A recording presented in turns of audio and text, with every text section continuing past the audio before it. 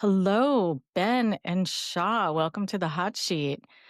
I have to say, not very many people can say that they film ghosts for a living. So, what is that like? I think it's pretty exciting. I have friends that have also done variations of paranormal stuff they're more like interviews only, where ours were more investigation shows, and they think paranormal people are just batshit crazy. They think that it's just all a hoax, and they're like, "Don't tell me you believe it because you were around it for a while."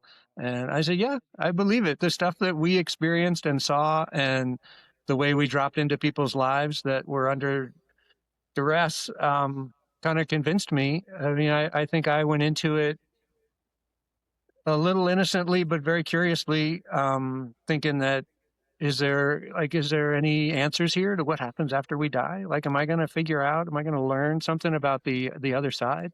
And probably not a whole lot came out of that for me in that area, but uh, what's sort of happening in our living world was more of, I think, what I gained out of doing all that paranormal stuff. And then just coming at it visually, it's super, super cool. Like, to tell stories in the dark is a lot more interesting to me than, going around turning all the lights on and trying to make a housewife look pretty and interesting.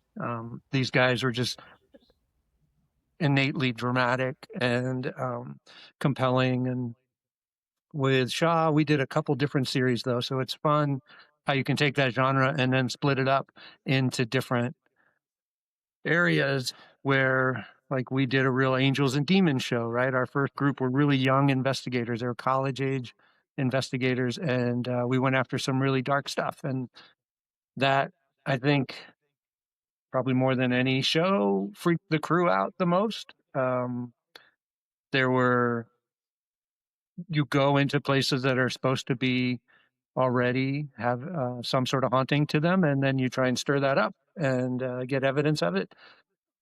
As young people, they weren't great investigators, so we always had psychics come on board and kind of flush out what was maybe happening. Building a show around psychic impressions, I think, is gives you some freedom in a storytelling because the psychic can say, "I sense," and you can run with it, or you can sort of say, "We need more evidence than that." But So, then we isn't did other shows that were more about the science, right? We did shows that were really like, let's just find evidence and prove scientifically that there's something here we can't see. And then, gosh, I did celebrity haunting shows as well, which are pretty light. You're not investigating, you're there to kind of bring closure to these celebrity experiences where they saw a ghost a long time ago, and you bring them back with a psychic to try to close it up. Well, I wanted to rewind real quick. What was your role on these shows? Who are you? What was your role here? What? I was the director of photography for the first season of the series I did, and then I moved into the director role and stayed there for a couple seasons on the younger investigative crew show, and then kind of held a dual title, director DP, for a couple of the other shows. Although I think Ghost Lab, I was just director, right? Yeah, Shah. How about you, man? What was your role in all this? Oh yeah, so I was a location sound engineer, sound supervisor for Paranormal State, Psychic Kids. Uh, I've worked on The Haunting of a little bit with Ben, UFO Hunters, Ghost Lab, Psychic at Large. Yeah, quite a bit, a nice array of paranormal shows. Yeah. Yeah, and I was also there as comedic support. right? When you're filming dark subject matter, you have to keep it light sometimes, right? But Absolutely, absolutely. so, I am so excited to talk about ghosts and paranormal and dive into this and how you guys filmed it and everything. But I think I have questions for you though first. Like, what is the difference between like a sixth sense of something or a ghost or a demon or apparition? Like, is there a difference or is it all just kind of paranormal activity? I guess I can see that. Yeah, so there are many different kinds of hauntings. There are residual hauntings, which you do tend to find in places that are rich in quartzite and magnetite. So anywhere where you find a lot of mineral rich, so quartzite and magnetite, weird, getting super nerdy with it, but I'll keep it like simple and short.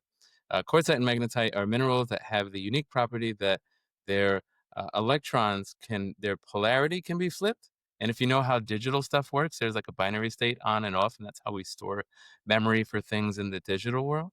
And so quartzite magnetite, like the belief is that because it has this unique property that it could store things naturally, it can store events, it could store energy, and it just so happens that a lot of residual hauntings, which are basically hauntings that they're you're just basically watching a replay. It's called stone playback theory, but basically where you're seeing an event kind of play out that has already happened. It was like an intense event, and it was so impactful that it kind of imprinted on the area around it. And you occasionally just see replays of the event. If there's something that happened often enough, you've gone to a train station, an old train station. It used to be an active train station, and it was a hub of a major society, and now it's a ghost town. Some people will go and they didn't even know it used to be a train station. They'll go and they'll swear they see people waiting for something like a train, and because it was something that happened enough that it just kind of imprinted in the area around it. Or they could be epic things like Gettysburg, where it's like the events were so intense and so traumatic that people see real detailed events happening on a recurring basis. Axe murders and things like that, where you'll see the events kind of play out periodically. And then there's intelligent hauntings, where you go in and you can actually interact with whatever. You can ask questions, and they can actively engage. There's still some level of consciousness and sentience or whatever, where you can have interactions with them. There's physical hauntings where things can kind of physically manifest themselves. There's shadow people, aberrations, all kinds. It is a wide array, and some of them depend on where you are, and how in tune you are, because sometimes it could be a group of people who witness an event and they all witness the same event. There's a consensus there, and there's like two or three outliers who saw absolutely nothing. And so, yeah, I think it also depends on, I guess, where you're at, what wavelength you're operating at, and maybe a core fundamental openness to, we as human beings, we're kind of, we are active antenna, energetically. I'll get to that, I guess, when I talk about UFO hunters and stuff. But yeah, so like we are a human instrument, and so a lot of what we see depends on us specifically. Can I ask you guys both real quick? When you got the job to do, got the call to do this job, were you believers beforehand? Like, like, what did you think when you walked into this? Were you like, oh man, whatever, or like, what was your thoughts when you got the call for a job like this? For me, it was I had a curiosity about it. I don't know if I was a believer at that point. I think I'd had different experiences in my life up to that point where I had maybe sensed stuff, but it could just be as simple as like, I know the phone's going to ring, or, those things, those moments where people have, they think, a little sense of something happening around them. But they came to me with the pilot for Paranormal State, and they said, we're going to film this. These guys are still in school in Pennsylvania, so the schedule's going to be pretty weird. And I saw the pilot, and I was on board. I mean, the LA, it was a joint production company in LA and New York production company, and so LA did all the post, and New York did all the production, the pre-production, and the field production. And the crew that had done the pilot came out of LA, and so they had pretty high standards for visual stuff, but I enrolled the crew into what we were doing, and I think part of the success of that show was how it looked. It looked really cinematic, and it made everything that they were talking about seem a lot more interesting. So as we evolved that style, and I was just doing a lot of underlighting. I was using lanterns. I was kind of putting some big sources outside and just bringing in shafts of light and keeping things super moody. Yeah, it worked. It worked really well, and I think that it I don't know, gave those young investigators a chance to grow within the series too, knowing that it had a strong style. And so there were definitely some crew I reached out to see if they wanted to join, and they were like, "No way, I am not messing with this stuff at all. It freaks me out." And I don't want to generalize, but it seemed like the African American guys I was talking to were way more like, "No, black people don't do ghosts." I was like, "I don't know, maybe they do, but you could be that guy. You could break the mold." But That wasn't Spencer, was it? No. it was Spence early on. I was asking him if he wanted to come on board, and yeah, Spencer, I he before he crapped his pants, he ran away really fast. Um, I know Spencer. I'm gonna have to call him and say, yeah, "What? You didn't film the yeah, paranormal show with Ben? What the yeah. I hell?" mean, some people don't even want to touch it, right? The whole thing freaks them out. I had a curiosity, and I was engaged, and I was like, "Let's see where this goes."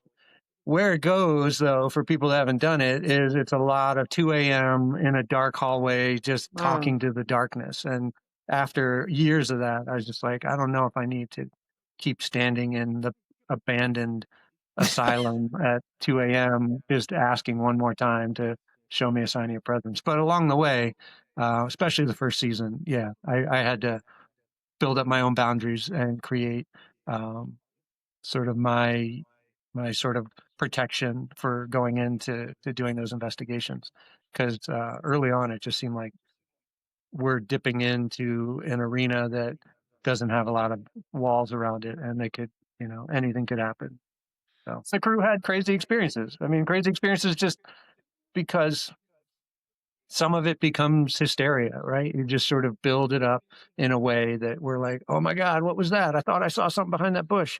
And you're just like sitting in the car waiting for the investigation to end, and you're like, I was going to Crafty to get a soda, and I just heard something rustling in the bushes, and you're like, all right, well, maybe we're freaking ourselves out here. Or I woke up in my hotel room and I saw two red lights on the ceiling, and I was just like, yeah. So yeah, everybody had ways that they brought that stuff home. But as it felt like our crew of investigators were being like known in the supernatural world. Like there was a theory that some energy can attach to them. And if they're trying to remove energy from a place, that energy won't want to go and it'll get angry and it'll tell its friends. And as that person moves through our world, that energy will know where they are. And the crew who were just punching the clock didn't want that energy to get attached to us and come around. So we wore little blessed St. Michael medals. We threw holy water around. We spoke Latin. I mean, we were doing ridiculous stuff that at the time created some sort of structure to how we could go to work and feel safe. So what were you guys doing? You were talking about investigations. So describe the premise of the Paranormal State show and what were you guys doing and how did you find these stories? Yeah, so they were a student club at Penn State University, and they would get people reaching out to them to say, I think there's something in my attic and my kids are scared and I don't know what to do, basic questions like that. And they would do a pre-interview. They would see if it was legit or if it was somebody who was kooky. And um, they would go and our format was we would investigate for 3 days. We'd show up, we'd do some historical research, interview everybody. And each night we would stay up late and try and get evidence, go over the evidence in the morning, and then by the third day come to some sort of resolution. And usually the second day the psychic would come in as well and offer support. um, so And did the people feel satisfied if you found like what would bring them satisfaction or like mission complete? What was the sort of the goal there? what do you think, Shah? What was that?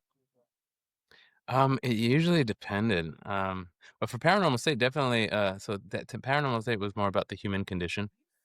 So, yeah, the goal was just for typically the families to feel well, because there was a lot of families, and we occasionally do like a kind of like a one-off episode of like a random kind of every season we would have like a traditional paranormal tale that doesn't involve any family in particular, like a Mothman or something like that.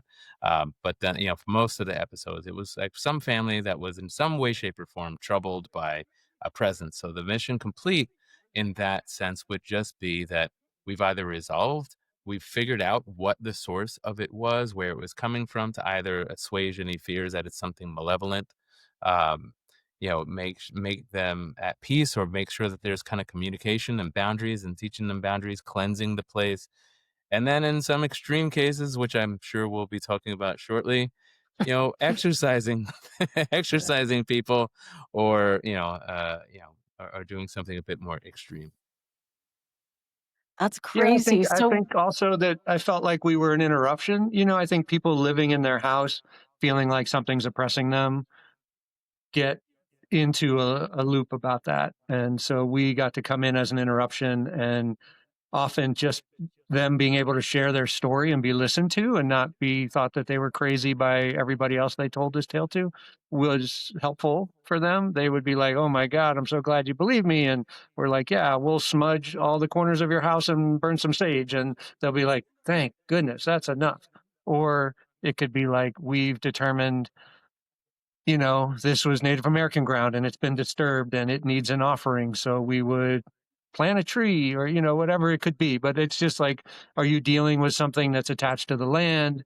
Are you dealing with something that's attached to the house or attached to the person, or none of the above? And that's what Shah was referencing with some of these exorcism, is just like this ancient evil that's roaming the earth and circles around for looking for vulnerabilities in people. And that's where we would find people that they would be diagnosed as depressed, right? But perhaps it was a paranormal oppression. You don't know. So it's like, once you start to feel down on yourself and those spirits are in the neighborhood and they see a weakness in you, they'll chink away at your armor, and suddenly, with an end goal to have you do harm to yourself or others. And if you can pull yourself out of that, the theories that we dealt with were that we could be part of that recovery or healing to just interrupt that state of mind or that state of oppression.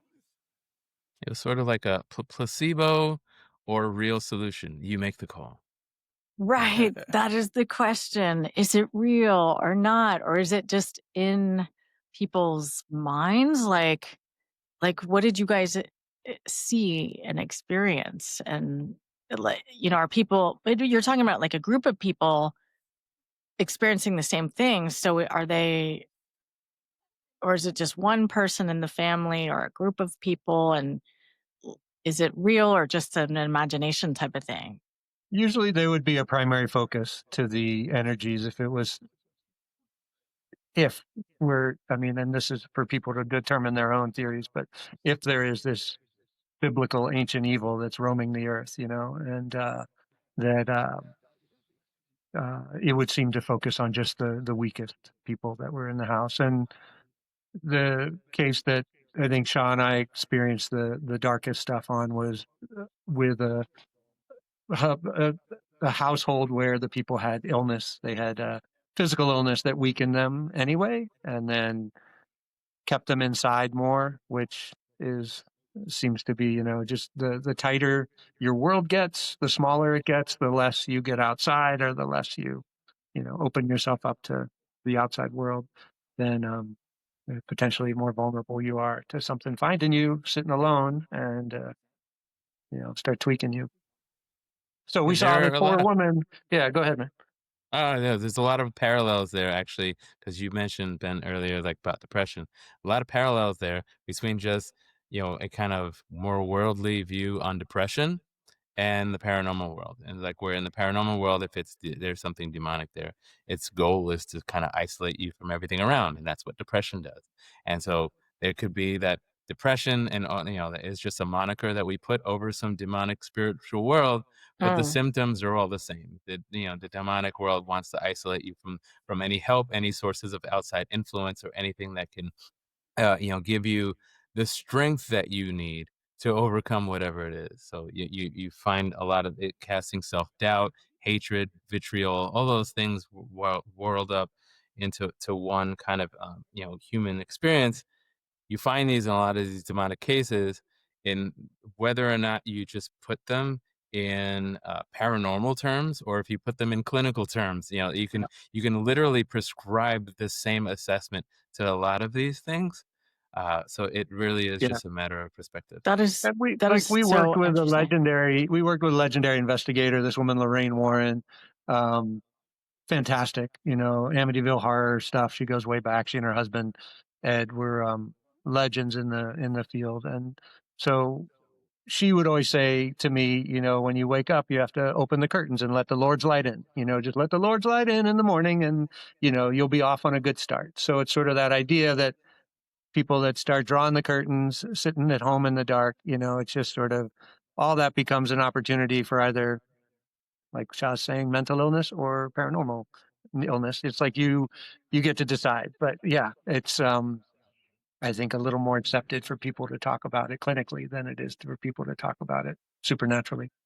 This is so interesting because the other part of paranormal experience that I find interesting is the connection between trauma and ghosts and these experiences too. Like there's always seems to be every time anybody's talking about paranormal activity, it's like, oh, somebody was in a car wreck and they suddenly died and they're stuck here, or somebody was murdered, or and they're lingering in the stairs, or anything like that. Like there's a strong association with traumatic events and trauma and these experiences. Did you Yeah. guys find that trauma, or is that sort of the same clinical connection? Yeah, we found that a lot, didn't we? We found a lot of connections between people who had their own clear cut, like, so a lot of the families and homes that we went to, and Ben will speak to this. Uh, they had their own issues internally, um, things that they were dealing with on their own, like big traumatic things that they were dealing with internally, and they looked at everything like either I think the trauma, whatever they experience, sometimes they would transmute that into the paranormal. They from one point they went to whatever, however they lens they looked at it, and then all of a sudden they looked at it through a paranormal lens. Some people have trauma, and then all of a sudden that trauma, one can, if one were trying to be, you know, take the rational approach and try to reason away everything, you can say that you're not facing your reality and you're blaming your issues and your problems on the paranormal as a way out. And sometimes you would find clear-cut cases of that. And so I think the important thing to look at when you're looking at, whether or not something you're going to take a paranormal approach or not, always take the realistic approach first. And sort of like, Occam's razor, like the simplest, solution is usually the most accurate. You take the Occam's razor approach. Uh, then there are situations though where, I came into season one paranormal, even though I had my own paranormal experiences, I came into season one paranormal highly skeptical. I was always like, "Oh, well, that was probably just a reflection of the light of this, that, and the third." And it wasn't until like I had, some extreme shared experiences that it's like, "Oh, okay, I can't reason away this." And we all experienced the same thing. And there was no like, after I've eliminated everything, it's, this is clearly something. Uh, I think trauma might kind of just leapfrog you from that skeptical point, and now your brain is just more open to things. Or trauma could unlock, if we want to take a more, if we want to start delving more into the paranormal aspect of it, trauma could unlock a your so your brain operates and we operate on frequencies. If you want to take it scientifically, there's string theory. Everything operates at, vibrating bits of string, the foundations of the universe. So everything is vibrational. We live in a four-dimensional universe, three-dimensional in space, but fourth dimension being time. Uh, but, if you have a trauma, maybe you can perceive things differently now that you've had this trauma, and it kind of opens you up to being able to have these extrasensory perceptions that you didn't have before. There's an argument that could be made there, because there's no way to prove it or disprove it. Uh, so it literally just depends. Like the answer to that question is so amorphous, it's ambiguous. You can't really lock it in. It's all up for interpretation. And that's why it makes for great television. Because you can't prove it. You can't prove it either way or the other. So you just gotta watch. It's like maybe next week we'll find Bigfoot. Who knows? He might be out there. Uh, so it just depends. Ben, take it away. No, I mean, that's exactly right. And it's sometimes the trauma can influence the paranormal, and sometimes the paranormal can influence the trauma. So it's funny, though, what Shah's referencing as coming in as a skeptic is that you wind up in a crew that's together every week for months at a time, and it's just sort of assumed that we're going to talk about paranormal stuff. And so it just becomes a normal, like, this is our day to day, that we're ghosts are just a reality for us. And we hope it's not demons, but it's just ghosts. Kind of like those were the easy days, right? What we would call the mom and pop hauntings. And it would just be maybe a human spirit that was unresolved and hadn't moved on yet. So you could try to move that spirit on. But if it was a non-human spirit, then it's more complicated. What's the answer there? Nobody knows until you just. Our crew felt like the Catholic Church had the longest history of documenting paranormal and how to battle it. So they approach things through a Catholic lens. And we had some priests that were open-minded enough to come work with us. And that was, that made for great TV. Good Is that psychics and good priests, somebody with a collar to come in and stomp around was pretty compelling. Is that true? The Catholic Church has spent a lot of time investigating this?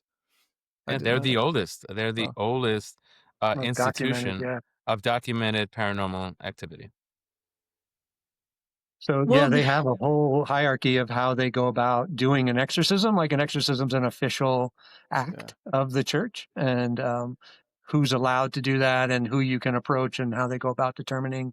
And there's a lot of documentation for the Catholic Church. Well, that's fascinating, but also going back, in history, the first recorded ghost experience, or like recording of it, was in the poem Gilgamesh, which is one of the first pieces of literature in world literature dating back to the 1400 BC. So we've been asking this question, are they real or what's going on, for a very long time, and we still don't have the answers. And I think people used to be a lot more open to spirits. Like we wouldn't just be monotheist, right? And so they would have gods for the weather, and gods for the harvest, and gods for the fertility, and you would just look for signs and make offerings all the time. And now we think everything kind of goes through one channel, and it's things that aren't on that channel. That was one of the things the crew always said. If you believe in angels, you have to believe in demons, So it's just like there's two sides to the coin, and I don't know. It's do you think people we saw that. Do you think people are less open-minded to ghosts now, or are you saying? I think they're more afraid of ghosts now. I think that they find that it's sort of become unnatural, where before it used to be, look at that. We made an offering and the offering was received. I don't know. We put out some whiskey and it was gone in the morning, or whatever it is. That we put out some fruit. But now people think like, oh my God, my keys were over here last night. Now my keys are over here, and this is terrifying me. I don't know who took my keys and moved them across the desk. So there's more fear involved with the unexplainable things that are happening. That's what I think. I mean, I think, right, everybody's joke is, boy, when I was a kid, we could just run around and go play in the woods and folks wouldn't care. And now you can't leave your house without telling everybody where you're going to be. And the world's so dangerous. And you just there's predators around every corner, and you just have to watch your back all the time. And something's going to startle you and scare you. And the world's a dangerous place for sure. Yeah, I have the physical people in the world to worry about. Now I have to worry about the unseen people that I can't see. So it's like I have enough on my plate. Yeah, the boogeyman used to be a little bit more abstract, but yeah. And for offerings, you guys, you didn't offer a production assistant? Right? Yeah, we couldn't find a virgin, unfortunately. But yeah, or craft service. Did you try and give them some Doritos from the craft service or something? There's plenty of crafty I would have offered. Please take it. Yeah. Yeah, that was rough. The Teddy Um, Grahams in this jar of mayo. Please take the Teddy Grahams. yeah. yeah, UFO hunters. So in UFO hunters, we had a situation where the crafty literally was just a giant Costco-sized jar of mayonnaise and a box of Teddy Grahams.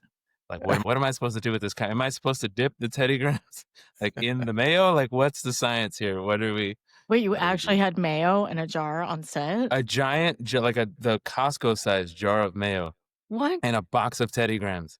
And the DP on that particular show, he's like, "Yo, we're gonna walk." Like, if he's like, "We're not shooting," and the DPs have way more power than the sound guys, so I could say something, but they're like, "Yeah, whatever. Okay, let's keep shooting." But when the DP's like, we're not doing this," like he's like, "We're not filming. If you don't change this crafty right now, we are stuck." We were flying multiple times a day on UFO hunters. We had like small windows of time to interview people, so we would like hop on a flight, go interview like a naval, an admiral or something like that, or the whatever, the Air Force, some Air Force pilot who witnessed UFO, and then we'd like hop back on a plane same day and go to another location and shoot. So we were like in these intense schedules. We're hungry or whatever. And we have this jar of mayonnaise and a box of Teddy Grahams. It And this is traveled supposed to with get us. you? That mayonnaise traveled with you? No. So we had like a local, I guess we had a local PA, like whatever, and they just told him to get some stuff that was, whatever, for us. And maybe he thought it would be a cool idea to get a big old jar of mayonnaise and some Teddy Graham. I don't know what that person was thinking, but yeah, like I loathe mayonnaise, and what am I supposed to do with these Teddy Grahams? Like, that was paranormal. Like, Yeah. whoever it is, he was possessed by the Prince of Darkness to get us a jar of mayonnaise and some Teddy Grahams. I'm convinced. That's great. Oh gosh. Yeah, but that's true. I mean, the point of, like, you guys know, behind the scenes is just, you can't often wonder how this odd collection of misfits makes the successful TV that gets made, right? So it's, Yeah. how do we take a bunch of folks and create a culture where everybody's pulling on the same oar and trying to deliver, which was a lot of my role in the director position for sure. And I don't know, we did okay. We made it. We sort of had a bond, but Your job was to take such an ambiguous thing like this, it was super ambiguous. I mean, reality in general is ambiguous. So then you add this layer of paranormal ambiguity, like who knows what we're gonna get, and then you have to direct a compelling show and like tell a cohesive story, get all the beats that you would want that would make a comprehensive show with yeah. this added layer of ambiguity. So like that's like an extra difficult task. Yeah, Uh, at Paranormal State, right? It's an ensemble cast that's working independently. Like, they didn't want to sort of support the TV part, so we had to sort of chase them. But Ghost Labs, they were on board. They wanted, it's another ensemble cast, but they want to work together and make the TV. But their storytelling on that series is a little less compelling because there's no human involved. Like Shah was saying, it's families and people we were going to help. In Ghost Lab, we just go to historic haunted places and look for evidence, try to create scientific evidence that something's here. And that's where that, like Shah's story about residual hauntings, came up a couple times. We just would find remarkable evidence of residual energy that was just repeating in a loop there from something that had happened in the past. Like yeah, what? I think what Like what? yeah, I For think yeah. Oh yeah. I'll get it. I'll explain a couple of that. But one thing to add to what Ben's saying earlier, I thought was beautiful. I love that you said that. Like the crazy thing about the paranormal is like there's a million ways to tell the story. We told it from the human, from the family perspective. We told it from like the team's perspective, and we told it from a scientific perspective. On Psychic Kids, we told it from the perspective of children who have psychic abilities who don't know how to express those abilities, and so like you stick them in a world where there's paranormal activity, and then they can learn to kind of step into their abilities and step into their confidence and step into themselves. There are a million ways to tell the paranormal story, and each one of them you'll have this like different takeaway on what the experience is, and it'll evoke a different emotion. It'll either invoke your intellectual curiosity, it'll tug at your heartstrings, whatever the case may be. And that's the brilliance and the wonder of paranormal, is it's not this kind of myopic one like singular laned thing. It's it's a spectrum. It covers the entirety of the human spectrum, because you're just dealing with the entirety of the human experience, even after life. So it's, so it's our spectrum, the human spectrum, plus whatever is waiting in the afterlife. So Yeah. it's even broader. Yeah. And you guys know this, as the industry evolved, networks were less and less open to anything original happening out in the field. They're like, we know this season's arc. You guys have to deliver that arc. I don't care what's really going on there, but just get them to say this and bring home this story, because that's the story arc of this season. So we were Like a early in the formula. paranormal. Yeah, we were early in the paranormal, and I came into TV through documentary, and the less scripted, the better for me. It's like, keep me on my toes, and we'll watch what happens organically, and that'll be our story. And ghost hunting's like that. Ghost hunting gave me that in spades. It's like you couldn't script what was going to happen. I mean, you can set up, like, we need to interview a historian. We'll put two people in a room and have them talk about the history of this house. But once the lights go off and we start walking around, it's like, what's going to happen next? I don't know. So we haven't wrapped this up yet, and we don't know if something's going to come out of the closet or not. And so that's great. But also, That's a good point, because it's more of a documentary experience versus a scripted, formatted reality show. And it seems like Paranormal would fit more of a documentary format of, like, exploring It's and it's trying it's a to combo. It's a yeah, combo. So you got to do a lot of research before you get there, because the team needs to be sure. armed with some information about the area that they're stepping into. And this kind of ties back into your question about residual hauntings versus other kind of hauntings, whatever. Because you want to know a bit about, like, where your theories might go. You need some level of preparation. You can't just go into an area completely blind. But obviously, you have to research, like, what the area is, and its history, any historical events that might have happened in there, whatever. You don't want to keep that too in mind, because you don't want to you don't want to bias your research and go gung ho in a singular direction if it's something else. And I think the most beautiful episodes, at least to me, from my experience, were the ones where the thing we thought, with the direction we thought we were going in, it gets completely upended by the end of the episode, and it's something that even, like, transcended what any of the researchers might have thought it might have been. And such is most of the documentary world, when you're like, the most awesome moments are the ones you couldn't have accounted for, when you captured real magic. You captured an amazing moment that, like, no one could have thought was possible. Uh, but knowing the different kinds of experiences or whatever do go hand in hand, so there is some preparation. That's a good point.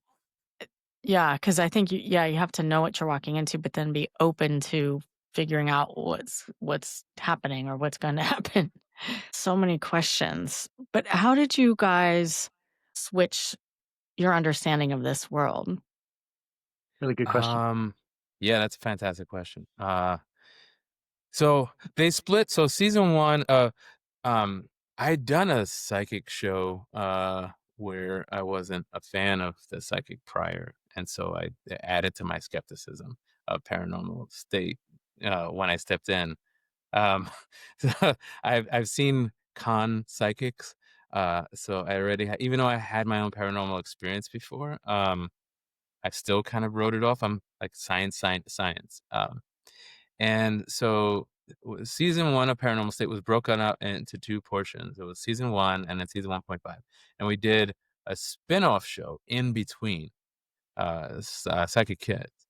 And because they loved one of the psychics, Chip Coffey from, the season 1.0 of Paranormal State. They're like, we love Medium him. chip coffee. Yep. So funny fact, when I saw the first day I saw him on the call sheet, and I had to go find him, mic him up. I thought he was a Starbucks order. It said medium, yeah, medium chip coffee.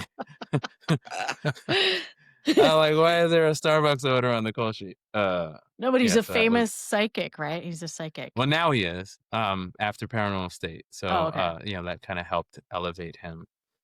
He comes from theater. He was in a soap opera at one point. Um, yeah, so he's very theatrical, and if you need somebody to deliver, energy, high intensity, and really kind of up the stakes, Chip will bring the heat. But yeah, so like they gave him a spin-off show, Psychic Kids, where he basically helps children with psychic abilities kind of come into their own, feel comfortable, because a lot of these kids are bullied. A lot of these kids are, or whatever, they just might feel some negative type of way about their abilities. There might be some stigma associated with it. And he helps them feel comfortable with their abilities, hone their abilities. And so the best way to do that, we would take all the kids into an undisclosed location. No one would know. We would take them all to a singular haunted location, typically a bed and breakfast, and then see what they get. So they're not allowed to know. No one could do their research ahead of time. And so, we were at this one particular bed and breakfast, and we were on the third floor of this bed and breakfast. And Chip was giving like a seminar to the kids about, just, how to center yourself, how to become a conduit, like how to go to full like medium mode. And while he was giving this, I kept hearing a voice from behind me, and I thought it was one of the producers. And, being the sound guy, hearing a sound that's interrupting the scene, obviously, I'm like, okay, let's not do this. Like, if you need to do something, do it over the walkie. I don't, you know. So I got on the walkie. I'm like, dude, if you need me to tell Chip something, like I thought maybe they were trying to tell Chip that he's missing a couple of beats that he was supposed to hit or something. I'm like, hey, if you need me to tell Chip something, like just tell me over walkie and I'll relay it to him. Like, well, he's not talking. They're like, we didn't say anything, bro. I'm like, you didn't? He's like, no. Then I hear it again, and I look, and there's nothing.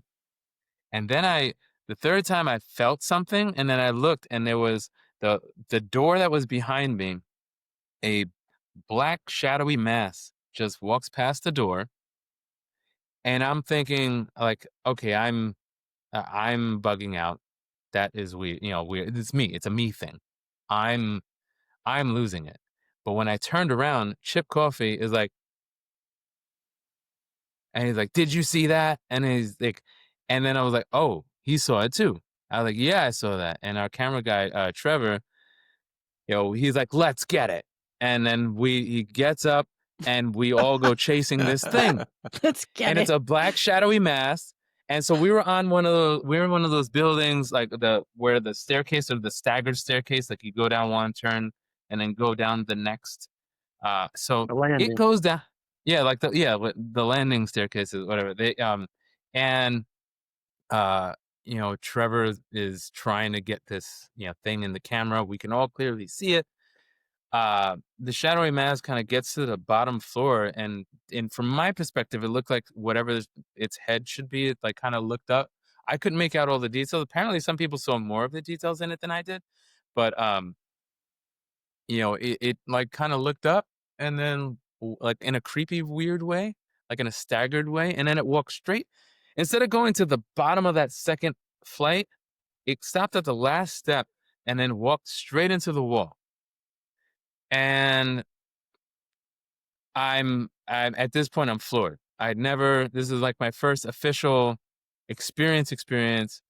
Um, and we tried to see if we got it. We went downstairs and we were still using tapes, so like Trevor's trying to put the tape in the deck, and he was shaking, and I was like, give me the tape. And I put it into the tape, and he didn't get it. His framing was just above where the thing was. He was so busy looking at it with his own eyes, like freaking out, that I think the framing was like just above where the thing would have been. I was like, we didn't get it. But we talked to the owner of the bed and breakfast and told her what we saw. And she said, "Where did you say this thing stopped?" Like, we're at the bottom of the second, we were on the third floor. It's a 3-story bed and breakfast. And so it stopped at the base and walked straight into the wall. And she goes, "That's interesting. Let me show you guys something." So we went upstairs. She says, "Is this where you saw the activity?" We're like, "Yeah." "Is this the wall you saw it walk through?" We're like, "Yes." And she goes, "Do me a favor. Run your hand over the wall." Like, and then we did. She's like, "You feel that little indentation in the wall, like a slight little indentation?" We're like, "Yeah." She says, "When I bought this bread and breakfast, you didn't have direct access to this third floor. It wasn't an open floor plan. There was a wall blocking the third floor, and the only way up to the third floor was through a door that used to be here. And I covered it up. And then I made it more open, like to match the other floor. And it felt just more spacious that way. So whatever it is that you saw was exiting the third floor, or going into the second floor the way you used to have to go into it."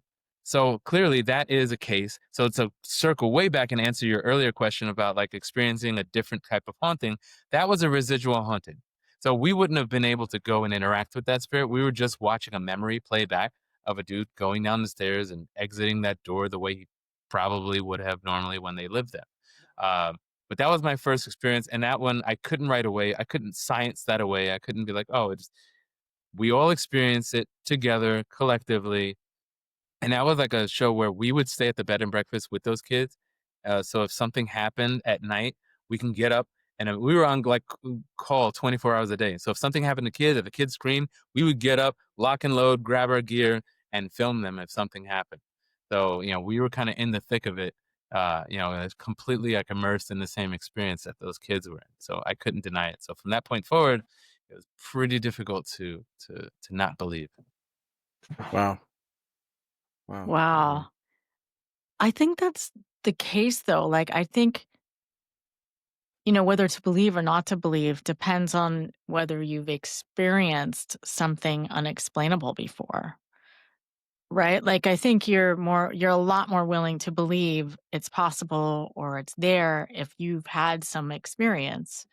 If you haven't had any experience with it, it's a lot easier just to write it off or science your way out of it. Yeah. Yeah, that pretty much how it was for me. I would actively try to explain away everything in season 1.0 of Paranormal State.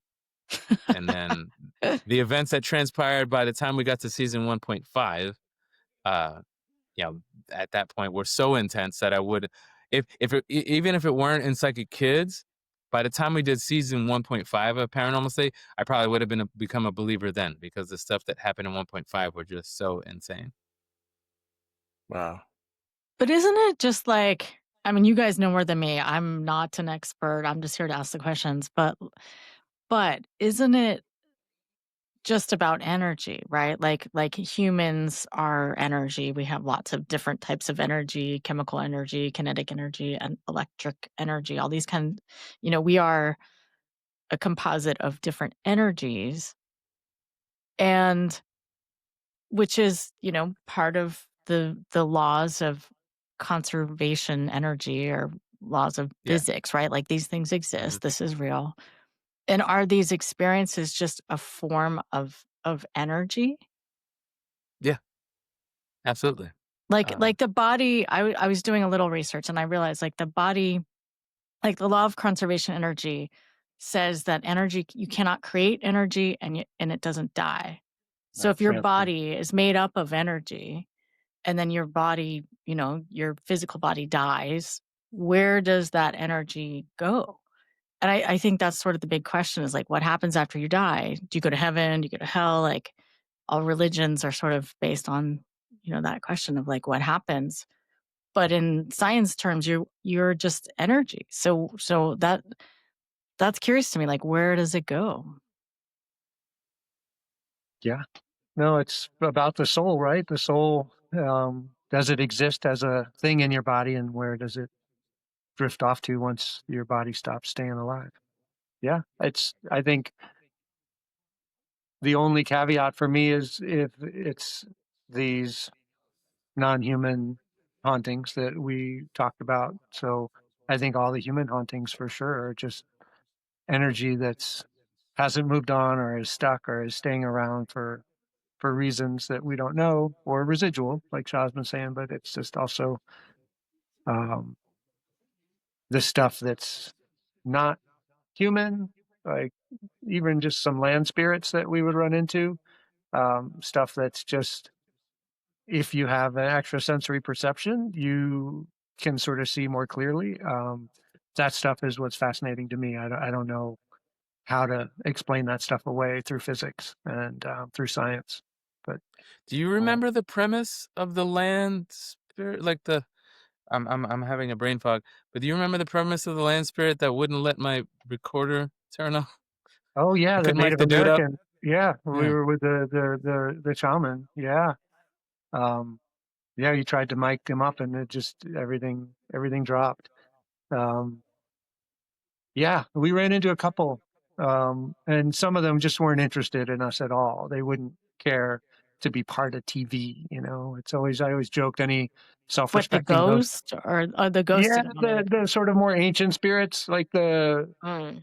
spirits that just were in that land when it formed and still feel protection of it. And even though it's being bulldozed and houses put up on it, they still try to maintain parts of like the forest and, you know, however that is. Like before we get into ancient evil, you know, if we're talking about just kind of kind managers of stuff. Your mom and But yeah, pop they just ghosts. like we would show up and the psychics would be trying to sense what was happening, and sometimes these spirits would be around the edges and just sort of curious about what was happening but not want to interact at all because they were good. The psychics who have practiced their craft could get a lot of communication, but yeah, there were times where we had stuff that was a part of the land and had been there for a long time and was polite enough to sort of let us know it was there but didn't want to be, sometimes got angry that we were there trying to disturb things. But yeah, I don't know. Paranormal, it's layered, man. There's so many It's tough to questions. direct. You can't direct the paranormal. Yeah. Oh my And god. It was action. fun. It's just true, like Shah talked about too. We would do like one off each season of like a folk legend like Mothman, but we did Jersey Devil, or you know, we would go do something that was a little bit out of just helping a family. And Ghost Lab was a lot more of that. Ghost Lab was just like, let's go to Lizzie Borden's house and figure out how we can solve the Lizzie Borden mystery. Or let's go to this abandoned prison in Montana and figure out who's left. And so anyway, yeah, it's the one-off with the Jersey Devil. It's just, we talked about different equipment at some point that we would use. And so these thermal cameras and the FLIR camera, we used a lot as things went on and got some good evidence at different times with it. But the Jersey Devil, they thought that they saw something with that camera out in the woods, which I think we could probably debunk as maybe a deer or an animal, but it was an interesting shape to them. But the debunking was a big part of the investigation too, like Shah was talking about before. We wouldn't go in assuming everything was as it was at face value. So, but yeah, there was a minute, where was it? Sicario, I think, right? Didn't Dennis Villeneuve use those thermal cams all through the drug bust tunnel? And I was just like, man, I've forgotten more about FLIR cameras than those guys will probably ever know. But it's just like, we use those for the glove episode where Shaw had another experience, you know, where this old house in Pennsylvania where somebody touched him on the shoulder, but they found a really big imprint of a glove on the thermal cam. Wow. Lasted for a while. Yeah. Yeah, on a FLIR cam, if I put my hand on a wall, and then release it, within, what would you say, like a minute or two, a couple minutes, like Pulls off. the handprint would disappear. But there was a giant handprint on the FLIR camera burning white hot for a long time. Like there's no way to maintain that heat signature on a wall for as long as they were getting it for. Yeah. This is so. Did you explain dead time already? Like you kind of like loosely touched on it. Though, and pretty much every paranormal show, the most active hours that we're gonna be filming is the witching hour, like 2 a.m. or whatever. It's like that's when we're like all hands on deck. And pretty much every paranormal show, that's what you're like kind of hunkering down for. Everything is leading up to that night shoot, that that witching hour part of the Didn't shoot. they tie it into like when Christ passed or something? Wasn't there some original like, yeah, it's when Jesus died, that's why we do it, or it's when the spirit Yeah. who knows? But it's a good story. They did try to, but I don't know if that's actually because like I don't know if that's Right. Yeah. a So thing. go ahead. So yeah, it's late anyway. So that's We're when at, they are active, the ghosts, at 2 a.m. usually. Yeah, 2 a.m. is apparently when like they're noon. Like That's our happy when they're hour. That's when they're that's when that's when happy hour. they're That's when the caffeine is kicked in. Like they're they're in a diving into the different mayonnaise, drinking Yeah. chip coffees. Teddy Grahams, mayo, and medium chip coffees. Yeah, so that's when they're at their peak. And so yeah, like we're hunted. So they were doing this investigation, and they were using the FLIR cam. And so the I think that it ended up being a coal miner. Like that's what An there was a dad, an abusive coal miner. abusive. Yeah, Yeah. So he beat up his family in this house and worked in the mines. Yep. yeah, that's right. He passed. He was an abusive coal miner, and so they'd figured out that the reason why the handprint they were seeing was so large was that it was a coal miner mitt, like glove, that Oh, they were wow. seeing at Huh. the size of this imprint of the hand that they were seeing on the FLIR camera. So on the FLIR camera, they're getting this heat signature that doesn't match anything in the physical world. It's just there for the sake of being there, and it's enormous, and it's the size of a coal miner's glove. Simultaneously, while I'm not like watching any of the footage, I'm just sitting off on another side of the house. So that the home was like bifurcated. There was like this big wall, and there was one side of the house, and then there was another part of the house where they were doing the active investigation. I'm there by myself. I always try to stay. We try to stay away from them as far as possible. Obviously, like Yeah. Ben We're and filming the 360. Yeah. yeah. So you're trying to be as low profile as possible. You want as little electronics as possible. You want as little movement as possible. You want everything that people can hear and perceive to be paranormal and nothing else. So you try to be as out of the way as possible.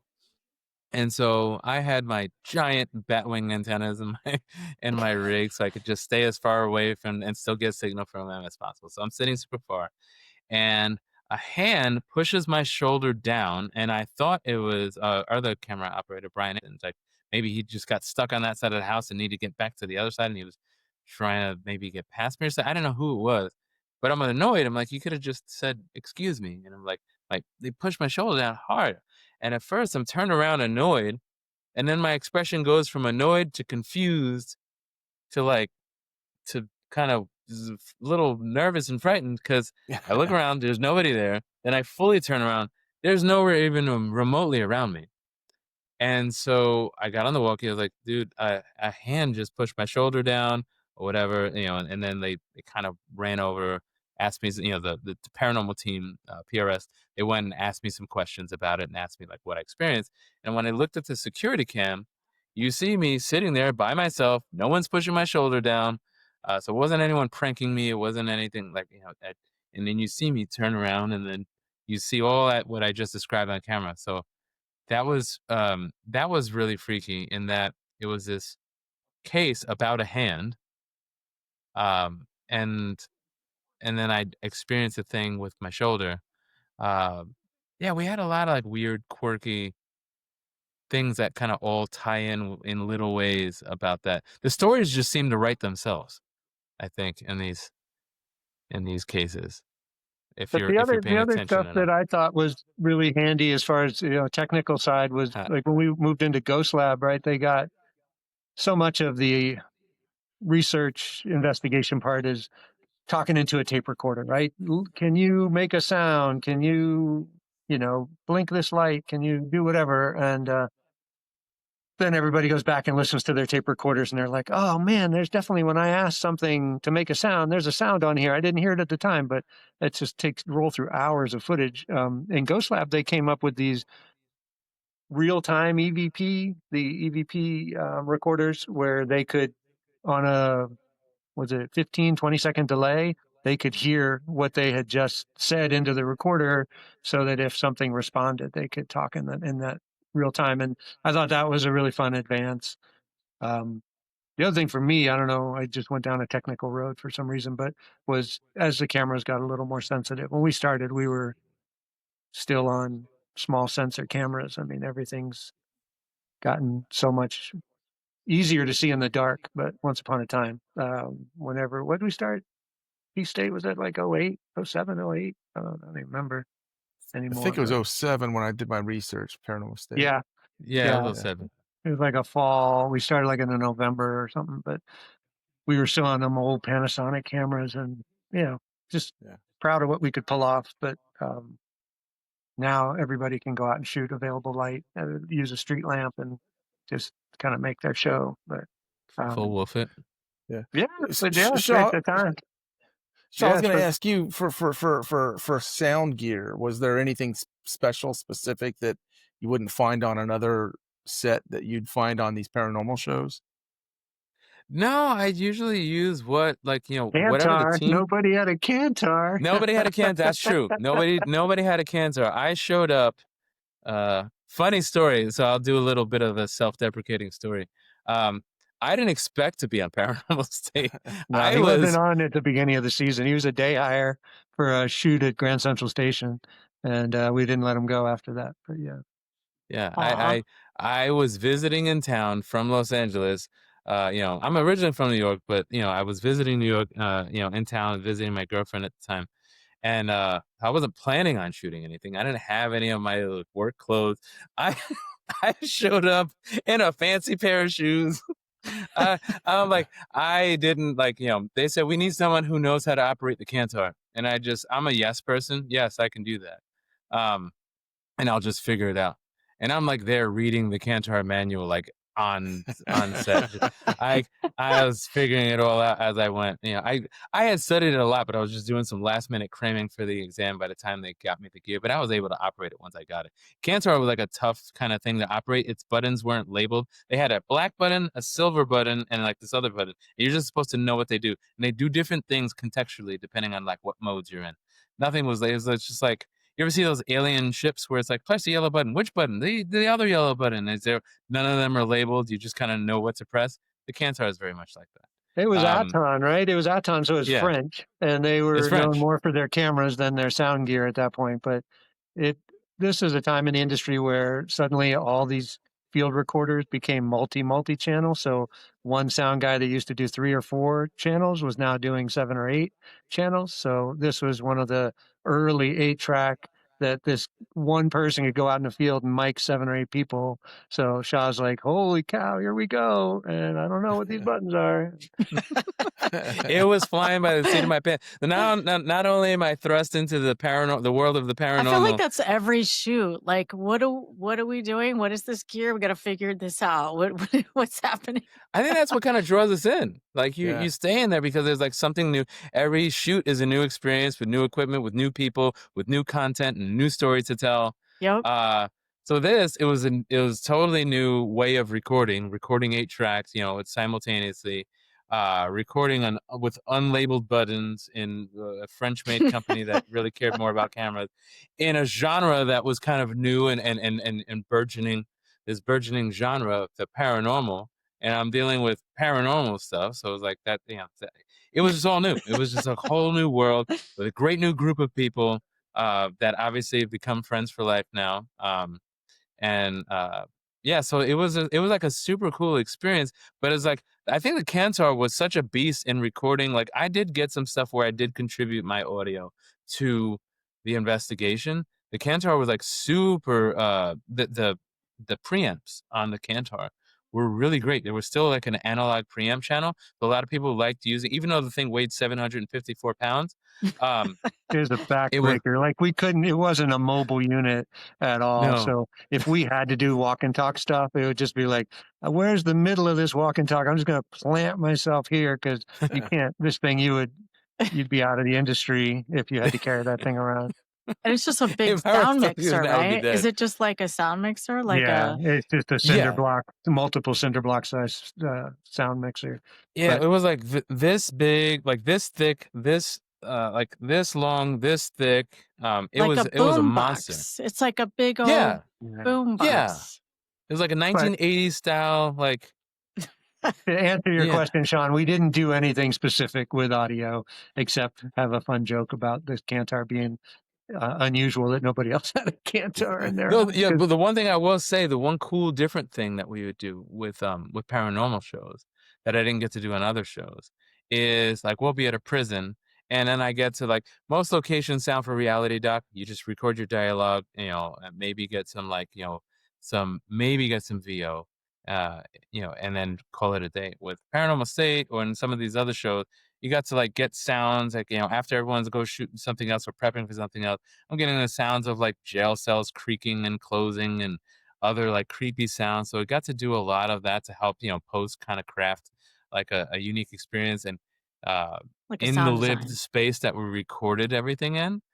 So yeah, I got to experience like getting creative with like what kind of extra sounds I might get. And the Cantar did have one really cool feature for all of its besides its ability and its built-in feature to separate vertebrae in your spine, it also had the feature of doing like ADR.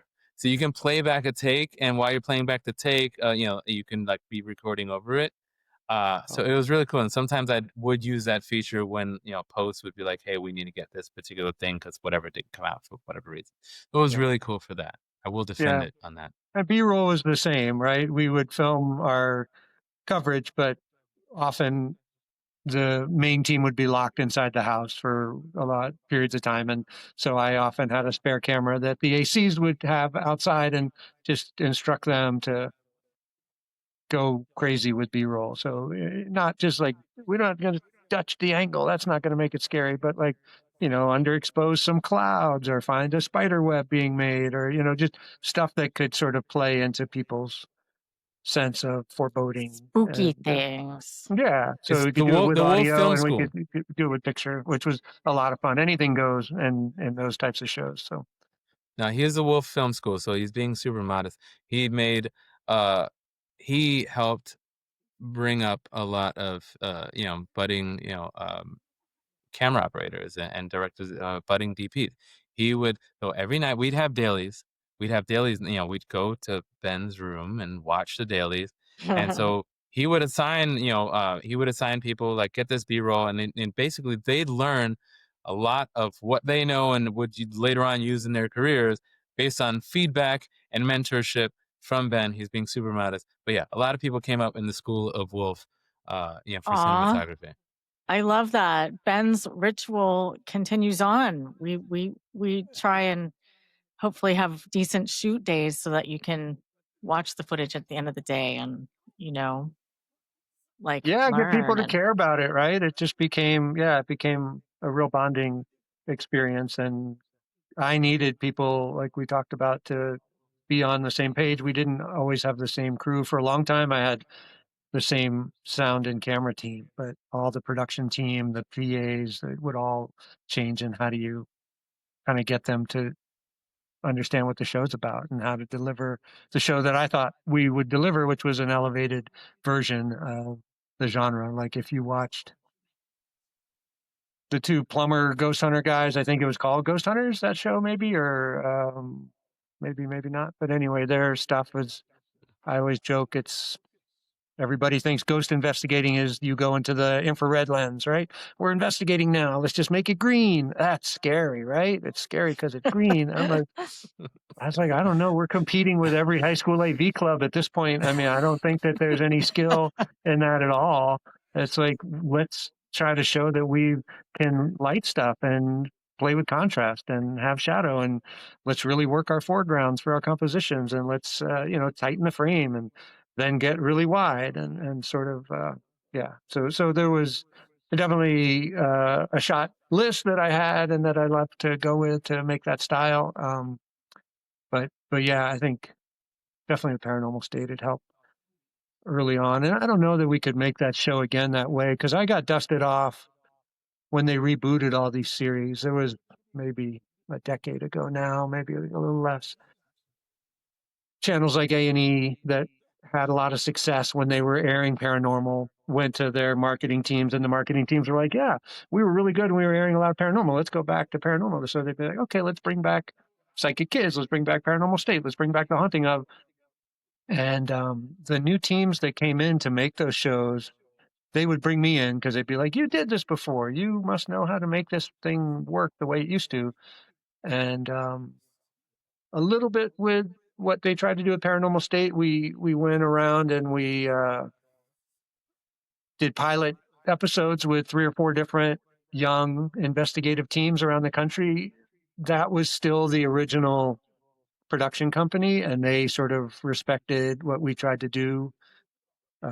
So that one would have worked, but Psychic Kids and The Haunting of all just sort of fell apart because the new teams people came in with the modern, like, I need to deliver the show's about me behind the scenes, or I'm going to put myself into it, where I was just, from my doc background, I'm just going to sit back and observe and let's see what happens. So it was funny to see that, this genre has held up, and certain teams have lasted a long time. But when they tried to bring back some of the shows, it didn't feel right to me at all. So yeah, it's It just times Huh. times change. Well, I think the networks, and I think, Jen, you and I had this conversation where the network kinda steps in, and then they have their own ideas of what things should be. Ben is basically the architect of the Paranormal Blue. He is the inventor of Paranormal Blue. Like, there's a unique I Once mean, it upon a was cool time. because starting everything on the Panasonics were great because they had that Cinegamma, that Cinecurve, that blue, that natural blue. I think it was the right camera for what we had at the time. It was the right camera for the job at the time that we had it, and it established a nice little cinematic look. Um, but it was like he almost filmed it. Ben was too good. There was an article like where it was both a compliment, but it also like could have hurt the show depending on how you read it. There was an article talking about how people like, or some comments, people not believing it was real because it looked too good and the sound was too good. Like it just sounded too perfect. Whereas some of these other shows, it's its key quality is the, as Ben put it, the AV club, the AV club, style, where it's it adds to that, sort of, what is that genre, like Blair Witch Yeah, style that's genre. Oh, exactly it. yeah, yeah. Well, Um, I think a lot of that those creative decisions are dictated by the budget too. And when you guys were filming this in 2007, to 2011 or whatever, this is when cable was at its heyday, and the budgets were a lot better. And later on, cable wasn't doing so great. Budgets got the squeeze, which means the crews got the squeeze, which means you had less time to get the stories, and you had to force the story into like a format.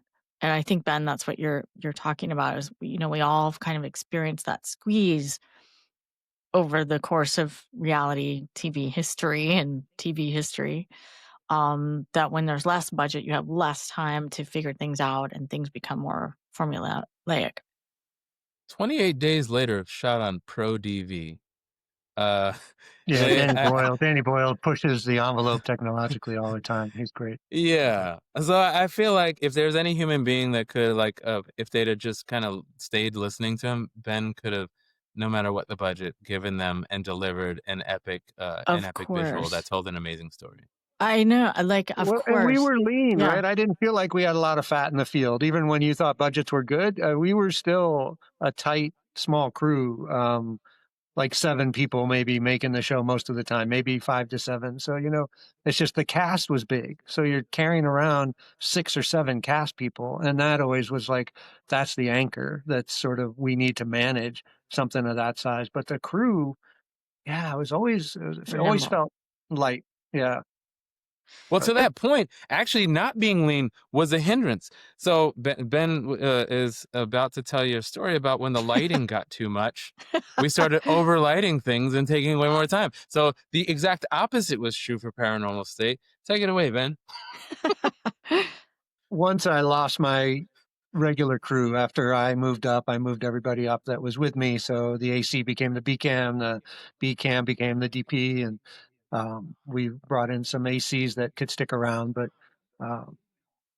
once those guys all left together, Shaw included, to do another series, I had to hold that style with new faces, and the other guys had come up under me, seen me do it, and were kind of the same mindset. But these guys were now Hollywood guys who'd been watching the show and seeing, how good it looked and wanting to just put their stamp on it. And I always say lighting's a time available activity, right? You'll light as long as you have time. And those guys thought they had a lot more time than I was used to. So I'm just used to using as much available light as possible and minimally lighting. And that's not to say that I don't appreciate lighting and how it can impact mood and storytelling, but like I could light a castle while everybody else sits down to go to lunch. It can give me 30 minutes and I'll put 8 lights around in a hurry,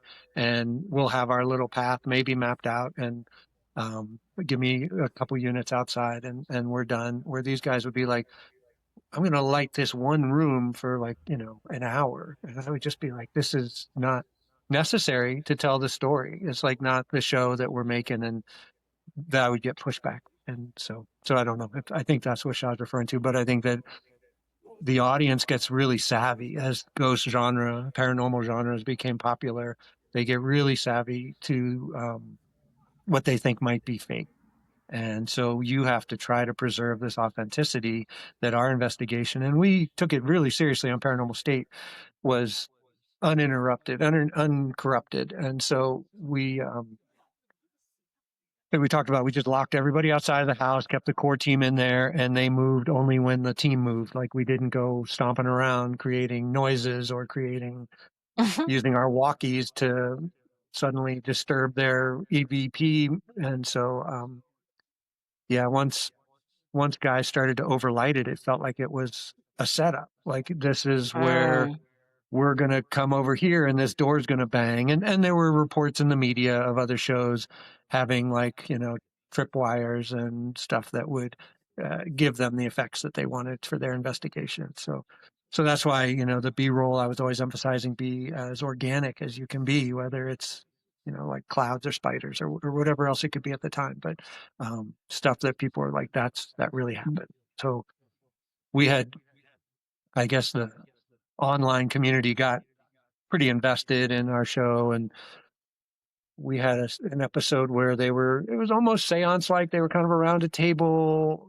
The psychic was at a point where he was kind of convincing the lead investigator from Paranormal State that there might be something attached to him, or at least aware of him. And was the episode's called The Name, and he wrote a name down on a piece of paper. He didn't say it out loud, and he passed it to him.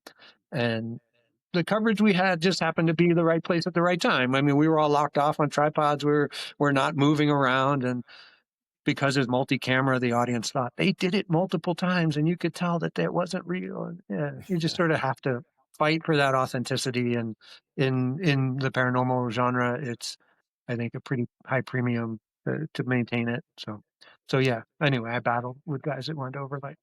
How many days would you get in a location? Like, did you feel pressure to like, we have to get this? I mean, did you get a week or?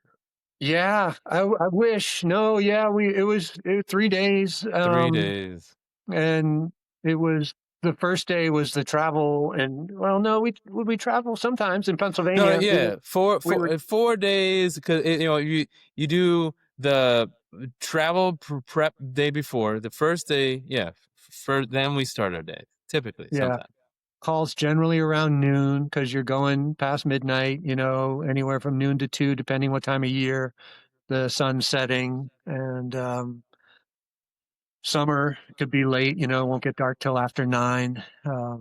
And yeah, the first day was walking through the house, learning about the hot spots and talking to the family, and maybe doing a little bit of historical investigating. But we would start with a team meeting. They would just download the team and then go from there. Yeah, stay up late, review footage, try to maybe do some historical stuff, interview something offsite, and then stay up late again, go through, do all the footage, and then try and review footage in the morning and wrap it up. So yeah, Yeah, it last was last day is usually like a half day. Like action you know, packed. it- yeah, last day is like the wrap up, the summary of what we found, resolution. Everyone's either happy or we debunked everything that they thought to be true in life and like let them down spiritually. Um, and then then we were off. Yeah, so like that last day would be like a half shoot day, typically, or something akin to that, and then we'd be off. But yeah, we had a very tight time frame. It wasn't really flexible. Only in the most extreme of circumstances, if something was epic, would they ever give us extra time. And that only happened like once or twice. Wow. But that And was like Shah's point. There were a couple cases we went back to. They were like, this case is unresolvable in this amount of time. It's heavier, darker, deeper. So we're going to give you a project, and we're going to come back in a month and check to see if you've made progress on trying to clear up energetically some of the stuff that's going on.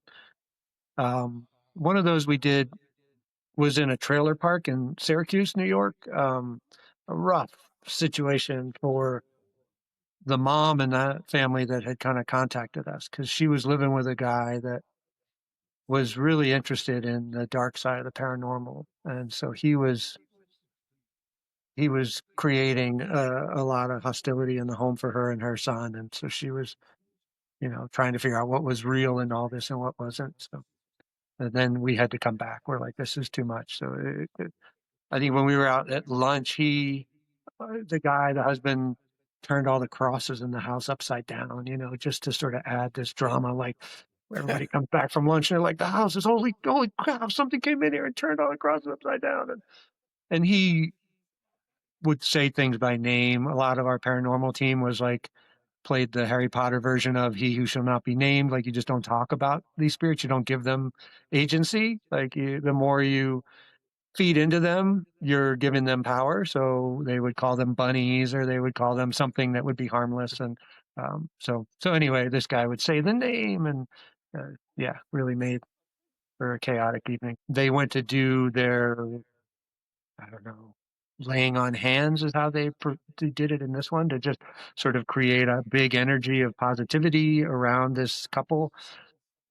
All the audio died on him. He's like, I've never had that happen before. All the batteries died at once. Actually, that's so interesting because I have a sound question for you, Shah. I had an experience. I had a very intense ghost or paranormal experience, whatever you want to call it, and it's still like unresolved in my mind. So I'm open minded, Unrelated. But no, unrelated. no, goodbye. Of But course, related. I'm open minded. Feel like I'm a bit of an empath, I have to understand people to tell their story and all that kind of stuff. So I'm open. That's where I stand with all this stuff. But I got called for it was an MTV True Life I'm Psychic. So you're filming, young kids, like young adults on these stories.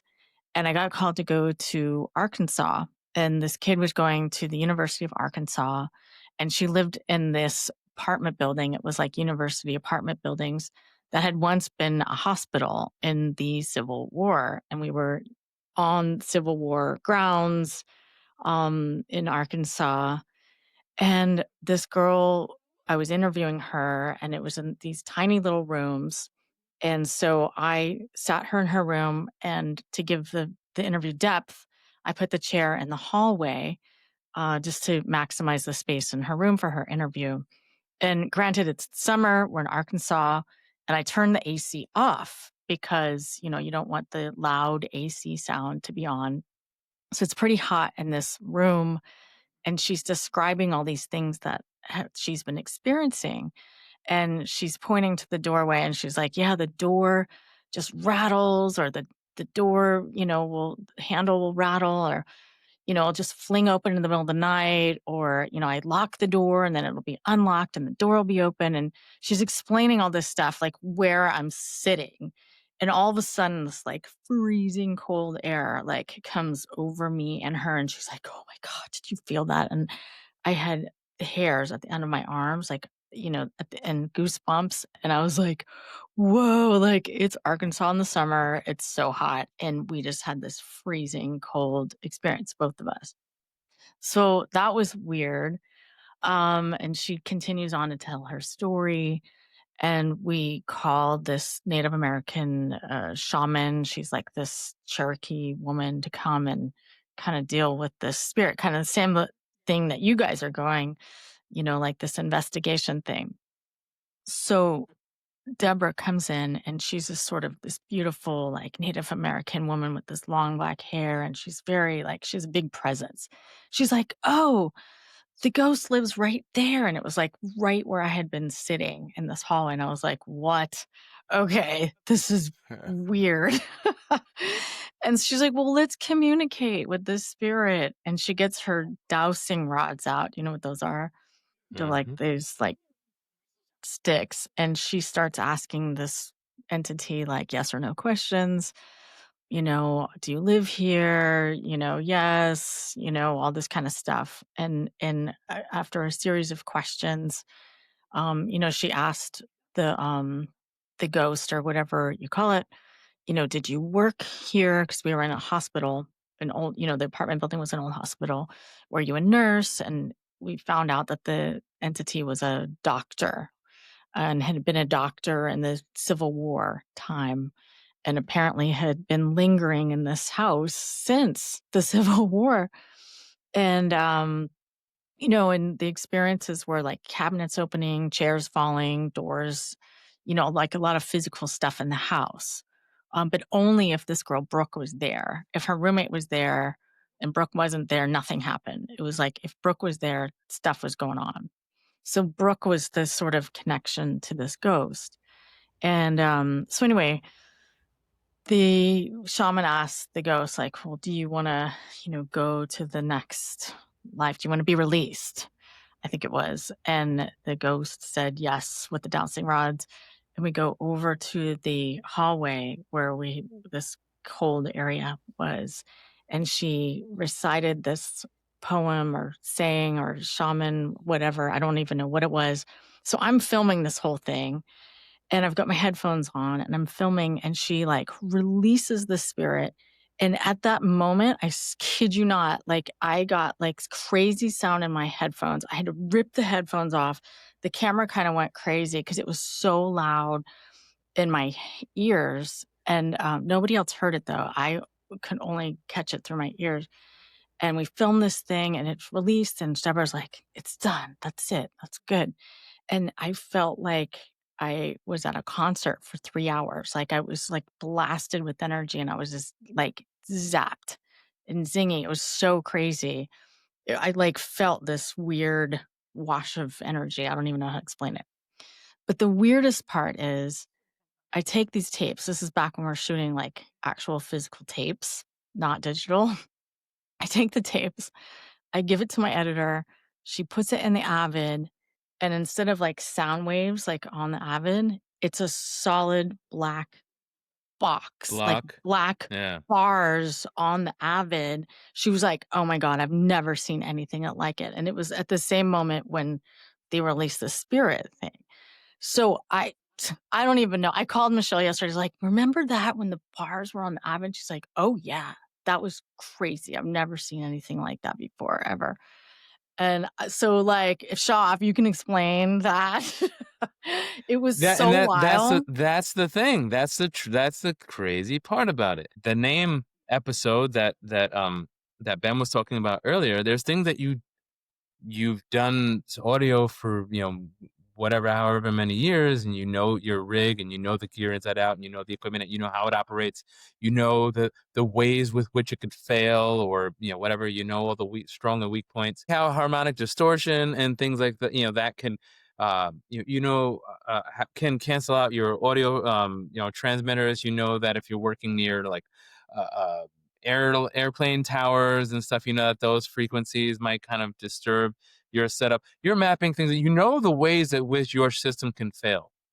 When you're on these paranormal shoots, they fail in ways you never see anywhere else. They're unique. Like Ben was speaking about that episode, The Name, where the psychic, where Chip Coffey had divined a name of some demonic presence that the head of the Paranormal Research Society, that the main cast, is something that had been haunting him for several months that he never spoke of, he never told anybody about, and so he was like, "How did you get that name?" But when he was divining this name in this shot that people say was it was too good and it sounded too good and it looked too good, it was too well whatever covered, the coverage was too good. In this moment where he was divining it, his audio, the battery levels literally went from, because whenever we do these dead times, the witching hour shots, everyone gets a fresh round of batteries so that there's no issues. And so fresh round of lithium batteries. And meanwhile, his batteries went from full, completely full, to completely empty. So I'm running in with my boom pole to like cover him in this epic moment. But it would happen whenever these epic moments would happen, like when Ben was talking about the land, with the shaman was telling us the spirits here, these ancient spirits wouldn't want to be a part of this. They don't want anyone filming. They're not going to let you film here. And for those people, I couldn't mic anyone. The mics wouldn't stick. my Kantar wouldn't like light up or turn on. I had to like do all this bypass stuff to make it like more like a passive unit to pass through to the camera. Like none of the things were working the way they should. So there's just this unexplainable phenomena that even to this day, I haven't been able to find out how, what the plausible kind of more technological explanation would be for it. So a big block of audio, a big block, it just It was sounds just a like an energy black surge. bar. Yeah, it was like a black bar.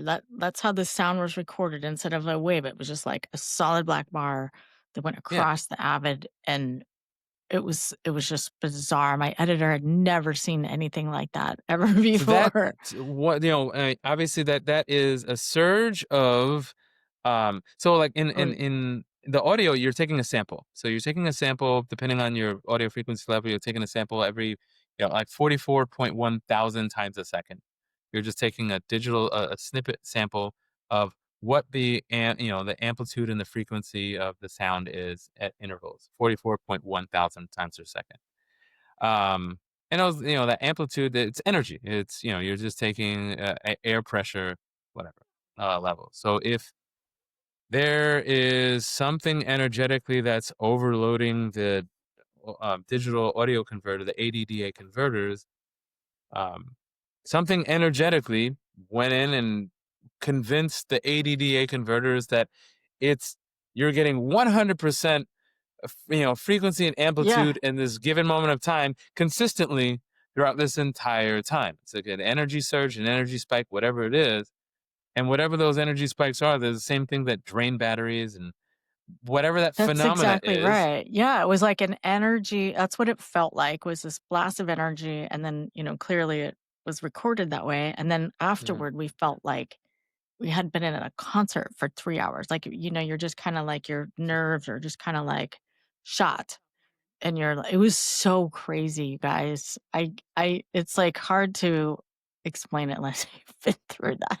Yeah. But there was 3 of us there. We all had the same experience. So it wasn't like me, you know, it wasn't crazy. But that's the thing.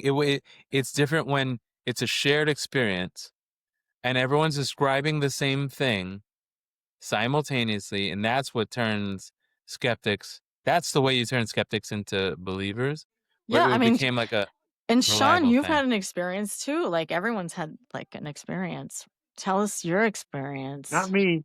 Yeah. What? You never Wait, we'll get Outside of back. Paranormal State, outside of like paranormal shows, you haven't had your own like no? No, nothing like that's what you guys are talking about. No, I just like I've shared before. I just would close off to it. I wasn't be open to it in the field, and then outside of it, um, nothing beyond what I would witness, the evidence that we would gather on set. I would see stuff that people, had as evidence, and I would hear stories, but anecdotal. But I'd love to hear Sean's story too. I mean, I love paranormal stories, but now for me, I haven't been pushed or touched or had a shadow cross my vision, or I didn't have Yeah. headphones on all the time to hear whispers. Yeah, so what happened, Sean? Well, mine was in a bed and breakfast. So it was kind of funny when you were talking about bed and breakfast earlier. I was at a bed and Why is it always in breakfast. a bed and breakfast? I know that's what I was wondering too when Shaw was talking about that earlier. I was like, it was in a bed and breakfast. Lots of traffic. It was in small town Oregon, and I'm trying to think of the name of the town. We were up there. I was on location, and one of the guys that was in this specific room was a former Army Ranger, sniper, badass, been all over the world, and he comes out of the room one morning and is like, "Somebody please trade me rooms, man. Somebody just the room's fucking haunted, man. It's haunted. Somebody trade me rooms." I was like, "Oh, you." Then we kind of as a crew were thinking, oh, maybe he's got PTSD or like something going on, right? So I'll take the room, not a big deal. I take the room, and funny you talk about 2:00 in the morning. I didn't know that until you said that, and it's about 2:00 in the morning. The handle starts to jiggle, and what we had done is put a GoPro outside the door, and then I could watch on my phone, connect it to my phone. And so I'm thinking they're just messing with me. I turn on the GoPro and nobody's outside the door. And that was the moment I was like, fuck, this is real.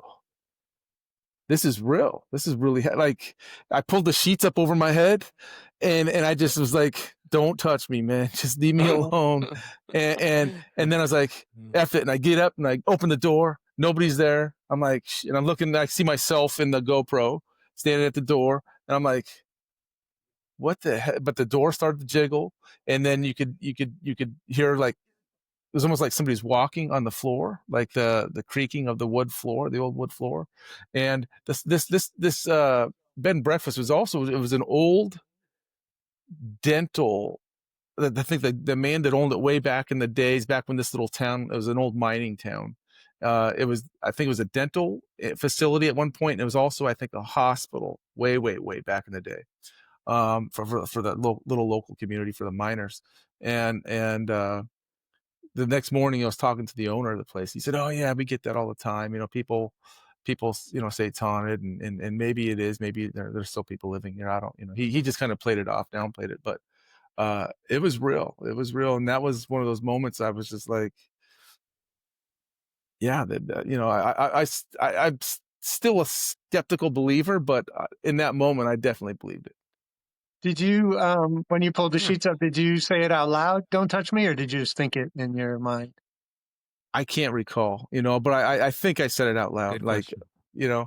I was like, just leave me alone, man. I'm just trying to sleep, just like, that kind of thing. So it Boundaries. No, boundaries are important. Like, well, at least, as the lore goes, actually setting, physical and spiritual boundaries, are important. So you instinctively did the right thing. Yeah. Chip came to town here where I live, and took my young son to see him. We had him for dinner, but then we went to visit him at the hotel, which is supposed to be haunted, where he was staying downtown Boulder, and did a little Of ghost hunt course he just stays at a with haunted my son. hotel. Yeah, it's the nicest hotel downtown. Well, it's the kind of funky nice hotel. There's a new nice modern nice hotel too, but yeah. So he was in the Hotel Boulderado, which is supposed to be haunted. So took my son down there. We walked around with Chip and did a little bit of ghost hunting, which was fun. And then yeah, my family went to stay at the Stanley Hotel while I was traveling and wanted to have a ghost experience there. And my oldest son and my wife were pretty freaked out, and my youngest just slept through it. But they would call me. They'd be like, "Oh my God, we think something's in the bathroom, or we hear something. We're just terrified in the room. What do we do?" And I, apparently, what we've learned, Shah and I, is that the living have dominion over the dead. So if you say, don't touch me, or if you create boundaries, like you're allowed in the dining room, but don't come into my bedroom and bother me in my bedroom, you'll be able to have some sort of relationship with a spirit if you don't mind them there. If you want to get rid of them, it's a different story. But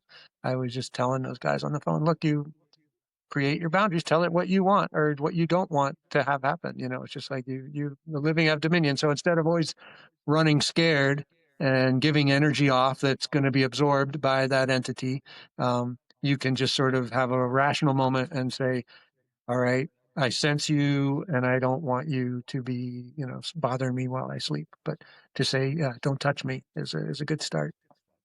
Yeah. It's funny too. After that night, talking to the production manager, and production ended up buying ghost kits. They brought all these things, they had somebody come and like put sand or whatever that is around the bed, and they did the sage or whatever in the corners of the room, and the cross, and I just can't even imagine what she had to, because the company was Raw TV, so she had to call back to London from Oregon and say, hey, I need to spend a couple $1,000s on a ghost kit. I'm sure the people in London are like, what the hell is going on out there? But I think in addition to the mayonnaise, every crew should get a ghost kit to go out and trouble. Yeah. At least a blessed St. Michael's medal. Those are pretty cool. I would Oh, wear that. yeah. That's the avenging angel. So it's like a picture of an angel with a sword, and you're like, Oh, yeah. yeah. You need Yeah. It should be standard. Yeah, a standard kit for every every So, crew. but my experience, Sean's experience, all these experiences, these are kind of mom and pop. Like I didn't feel scared. I didn't feel like harm or anything. But you guys have filmed like more like demonic evil type energies too, right? Yeah. Oh yeah. Yeah. Yeah. So more of those cases that we would revisit. Um, it was interesting to me. I didn't expect it. Probably makes sense if I ever thought about it, but people vomit a lot during these exorcisms or these cleansings, when Whoa. something's in them and you're trying to get it out, whether it's a physical thing, they often purge. And so I Wow. wasn't prepared the first time that we did a couple of these that people would throw up. So that's curious, but it's not like The Exorcist where it's like huge amounts of velocity. It's just that their It's not system. projectile vomit. It's Yeah, just vomit. no, but there was a guy in Pennsylvania that so many cases in Pennsylvania because they were a Pennsylvania crew, but who had a portal in his basement. Who knew, right? The portal in his basement, stuff's coming through there, and he was susceptible to it, impacting him, and so it had gotten attached, or he let it attach to him, and yeah, we were able to purge him. But that was like one of those pickup shoots that, like the trailer in Syracuse, where you go back, you don't have the full team. It's kind of like a half day. You travel shoot, and then suddenly stuff just blows up. You're like, wow, that was the craziest like 4 hours that I could ever imagine. Because we were just coming to check in on this guy, and then the next thing he's sweating, and we're laying hands on him, and he's crying, and he throws up, and you're just like, that is not a normal day at the office at all. It's like even for us who like do this stuff. But yeah, we had a case that was troubling for all of us for a long time. Shah and I have stayed friends with the family, and I still communicate with them socially online. But um, So wait, yeah, you filmed an exorcism, like an actual like we what did, like walk us and through that. Like what is that and how does that work? yeah, I always like to break the ice a little on this story because it just gets a little dark and intense. But the thing about exorcisms is they take a long time, right? So um, you're with somebody that's under a lot of duress, and there's no necessary like procedure of ending, beginning, middle, and end of all this. So you start it and you just go, but you got to break for lunch at 6 hours. So um, everybody's got to come out of it, and if there's a lull and there's these waves of energy that come through, that this poor person that we were all just praying for is now going through the crafty line with a plate just like us, and we're all eating lunch, and that's like, all right, that's 30, everybody back in the chair, here we go again. And you just ramp it back up. But it is But what it's is it's sad, and it's dark, and it's disturbing. And yeah, so this poor person was the family that we talked about that had some physical illnesses, weren't really out, the very weak, skinny, frail person, um, had just started to have this entity or entities attack her and physically what assault does her. that Like, mean? Oh, yeah, like what does that so mean? when we were there investigating her, she left to go to the bathroom for a minute, and she got scratched. She got claw marks down her back. And we're all just like, oh, well, she was on her own, right? She was out of sight. Of course, she just did that for attention. But they were in a place she couldn't really reach, and they were all pretty even and symmetrical. And the stories the family had been telling before we got there, they had a laundry chute from their upstairs to their downstairs, this old house in Illinois. She had been shoved into the laundry chute. She had been held underwater in the bathtub to be drowned. And so they were scared for her, and the whole family was not getting sleep. They were all under a lot of stress. And we got called in, and the investigative crew had experiences. Some of them went in the basement. They got pushed and scratched. The energy was angry. It was aggressive. It was strong. and they broke out all these tricks that they started to evolve during the investigation of ways to communicate with it. So they did something called the Gansfeld, which was a helmet. You remember, Shah? Mm-hmm. The red light helmet, The little like golf balls on sense, the yeah, sensory deprivation experiment to help you be more in tuned with kind of like the spirit realm or whatever. and they got freaked out at a couple points within all that, and um, we brought a priest in, and during the exorcism, I don't know, Shah, you want to share some of that stuff? It was pretty dramatic. Yeah, it was intense. So I'll just add a little bit extra context. So like with the leading up to the decision to, make it an exorcism, because it wasn't originally going to be an exorcism episode. We were going there to just really confront like an evil spirit, but not an exorcism, just to confront a demonic spirit. Um, and yeah, so while we were there, the um, the first day of the investigation, typically, like, how we explain, like, we normally sweep through the house with the family, find out some of the hotspots that's been explained earlier. Um, but then typically the way we would do it is when the psychic would do a walkthrough, the psychic never meets the family. So they're completely in the dark.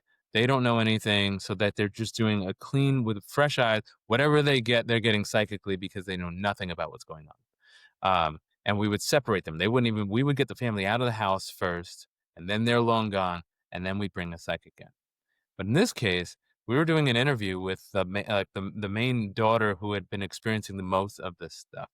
Um, Taking a step back a little further, when the family was explaining like why, like, they all believe actually, in what happened. The dad was a scientist or something. He was a scientist, and he didn't believe her at first.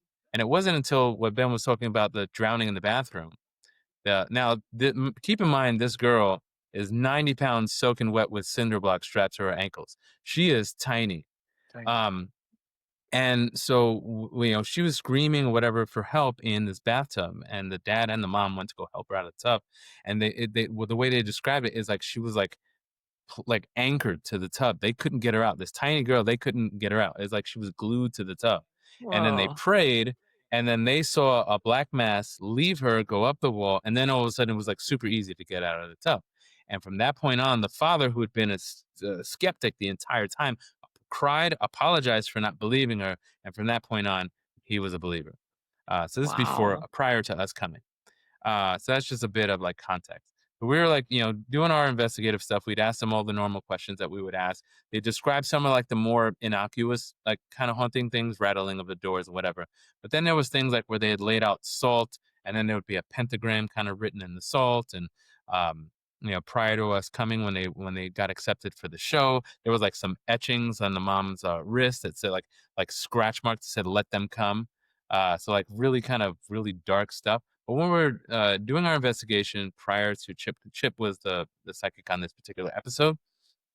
Prior to him coming, we were interviewing, the main daughter, and her facial expressions, her voice, and everything. Once we started asking her more about like the demonic activity, the darker stuff, her whole attitude, her face kind of glazed over. She got this more sallow appearance to her skin. Her voice was changing, and then she got sick, and then she had to go to the the restroom, and she needed to puke, whatever. And then her mom came up to help. We were supposed to be done with this interview and kind of scoot the family out. Uh, we were going over the time that we were supposed to do like the family investigation, and it was time to do the psychic part of the psychic sweep of the home. But we couldn't just kick her out of her house. She's over the bathroom, over the toilet, ready to puke or whatever. So we're just there, like, you know what?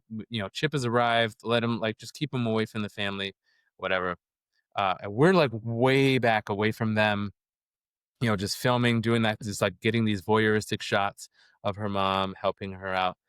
And as she's about to puke again, she raises her head and she goes, "Something's different. Something's changed.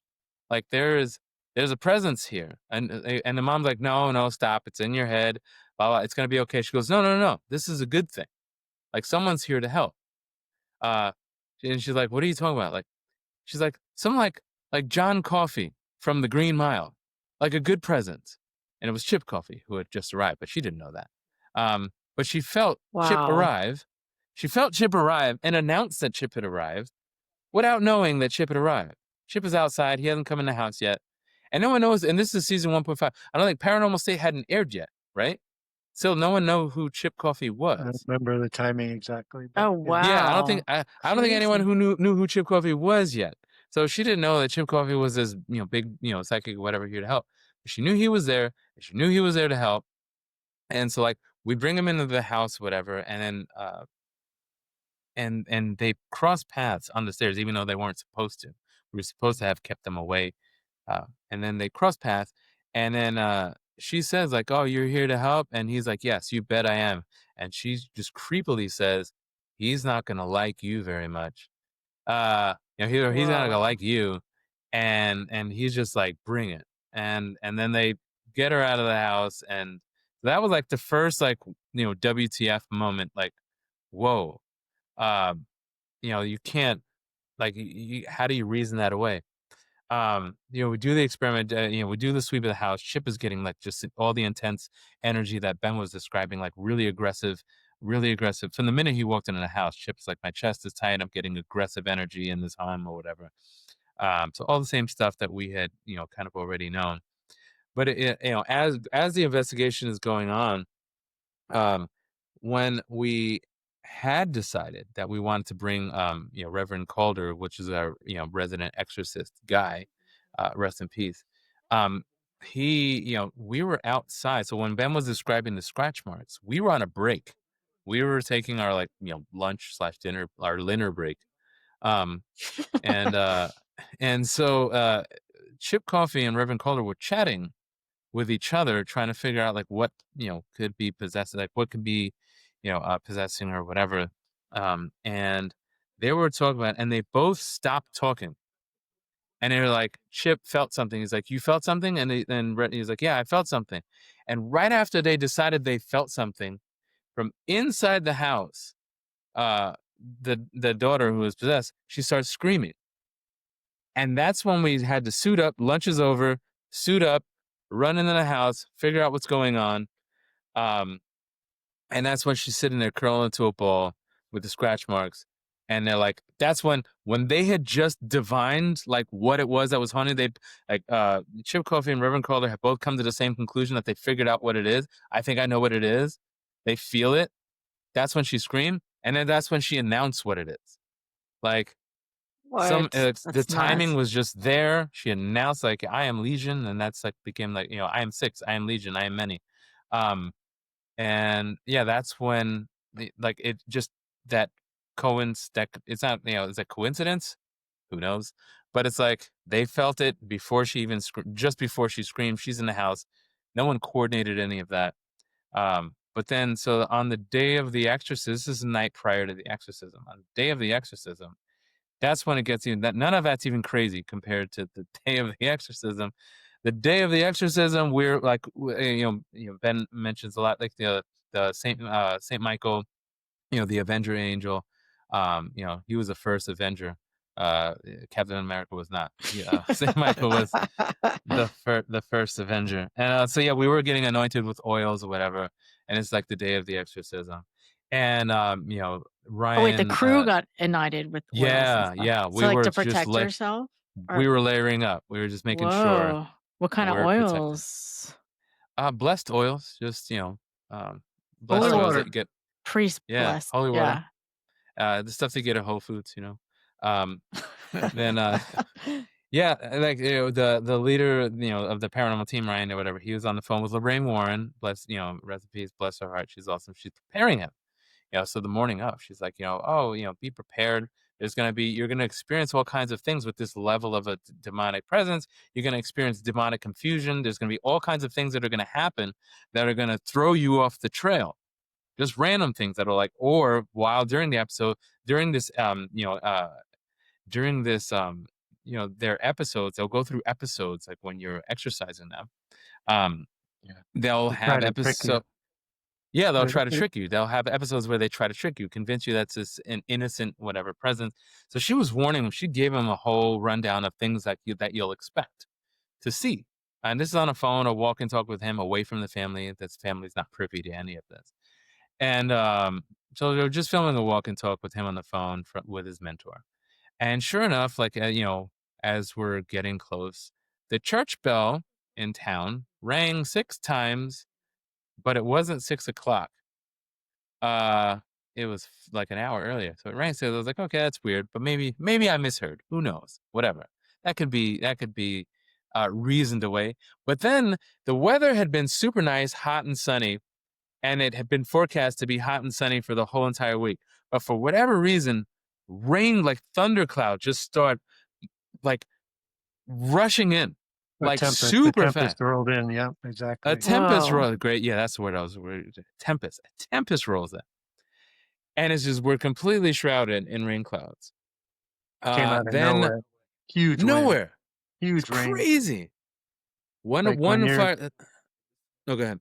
yeah, no, just said trying to evict this spirit that didn't want to go, and just you felt like, I don't know, nature was responding to what was going on in that room right there. It was wild. So creepy. Then there was an EMT because of the medical condition that she had. We needed an EMT on standby. The alarm starts going off at the EMT. Then the alarm starts going off diagonally across the street for another car. Then another car's car alarm Are starts you going off. And serious? then the whole block's worth of car alarms start going off on the No block way. inexplicably. So What? that was That's nuts. weird.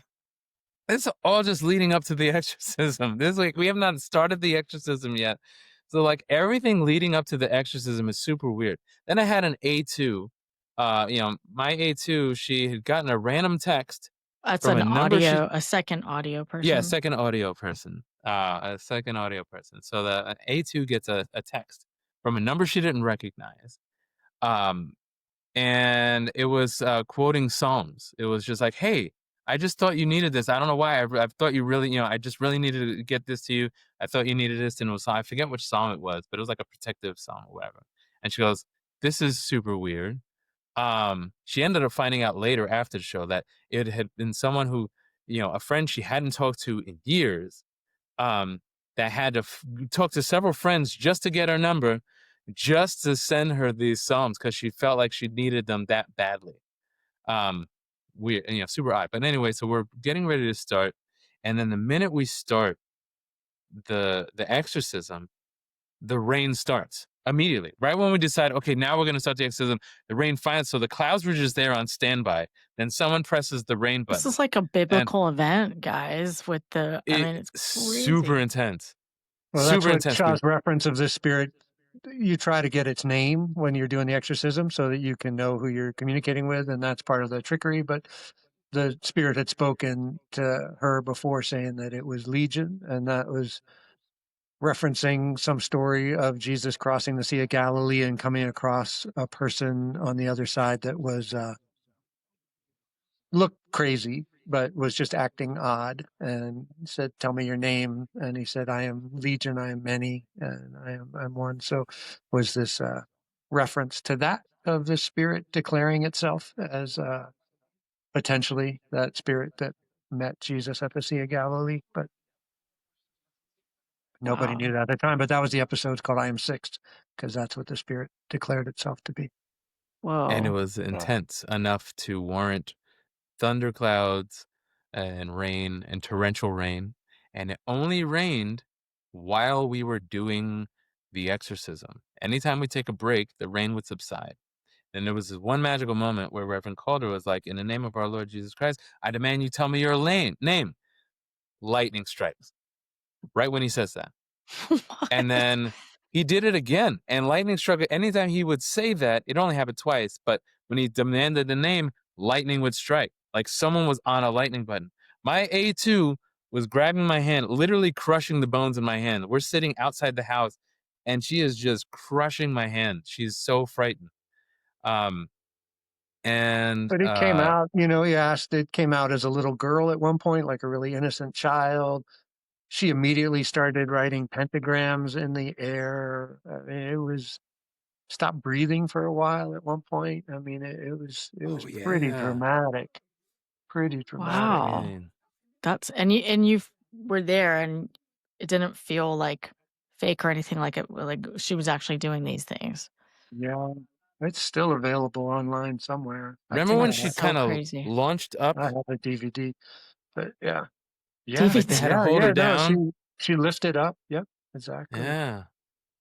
No, so So what much Um, stuff that happened? you think sounds like a movie or sounds like special effects Yeah. or stuff that you just like that can't be real happened right in front of us and for hours, and we just couldn't believe it. But eventually you work past, and there's all kinds of theories that the energy knows you're coming and it knows you're going to try and move it out and it doesn't want to go, but it's also chosen where it's going to go. So it already knows its destination of its next spot. So while you're working to get rid of it, it's sort of preparing to leave if you're successful. And I think we were. I mean, they have a happy life now. They're pretty. So what happened to the They still girl? have this chronic illness, but yeah, Wow. we did have to go back, but, yeah. But wait, for what a happened to round the 2. girl? Like what did they do? Did she ultimately free He herself? got release, but whether it was complete is like what Shah said. We had to come back. I mean, there was you need to develop new patterns. Like you have to get out of your vulnerabilities on your own. And so we can create an interruption.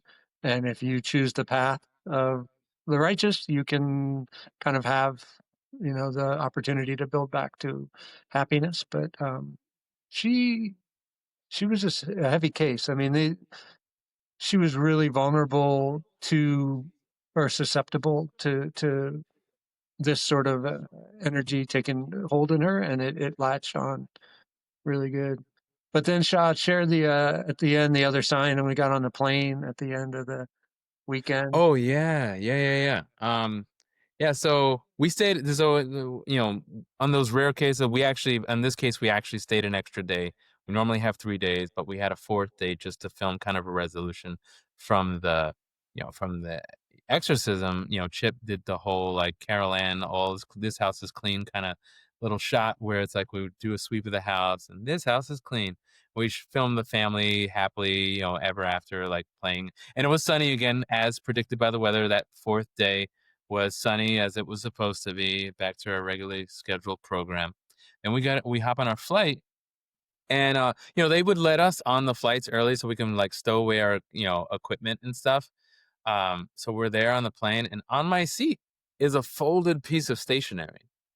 And I unfolded it, and it was just a bunch of psalms written on the stationery.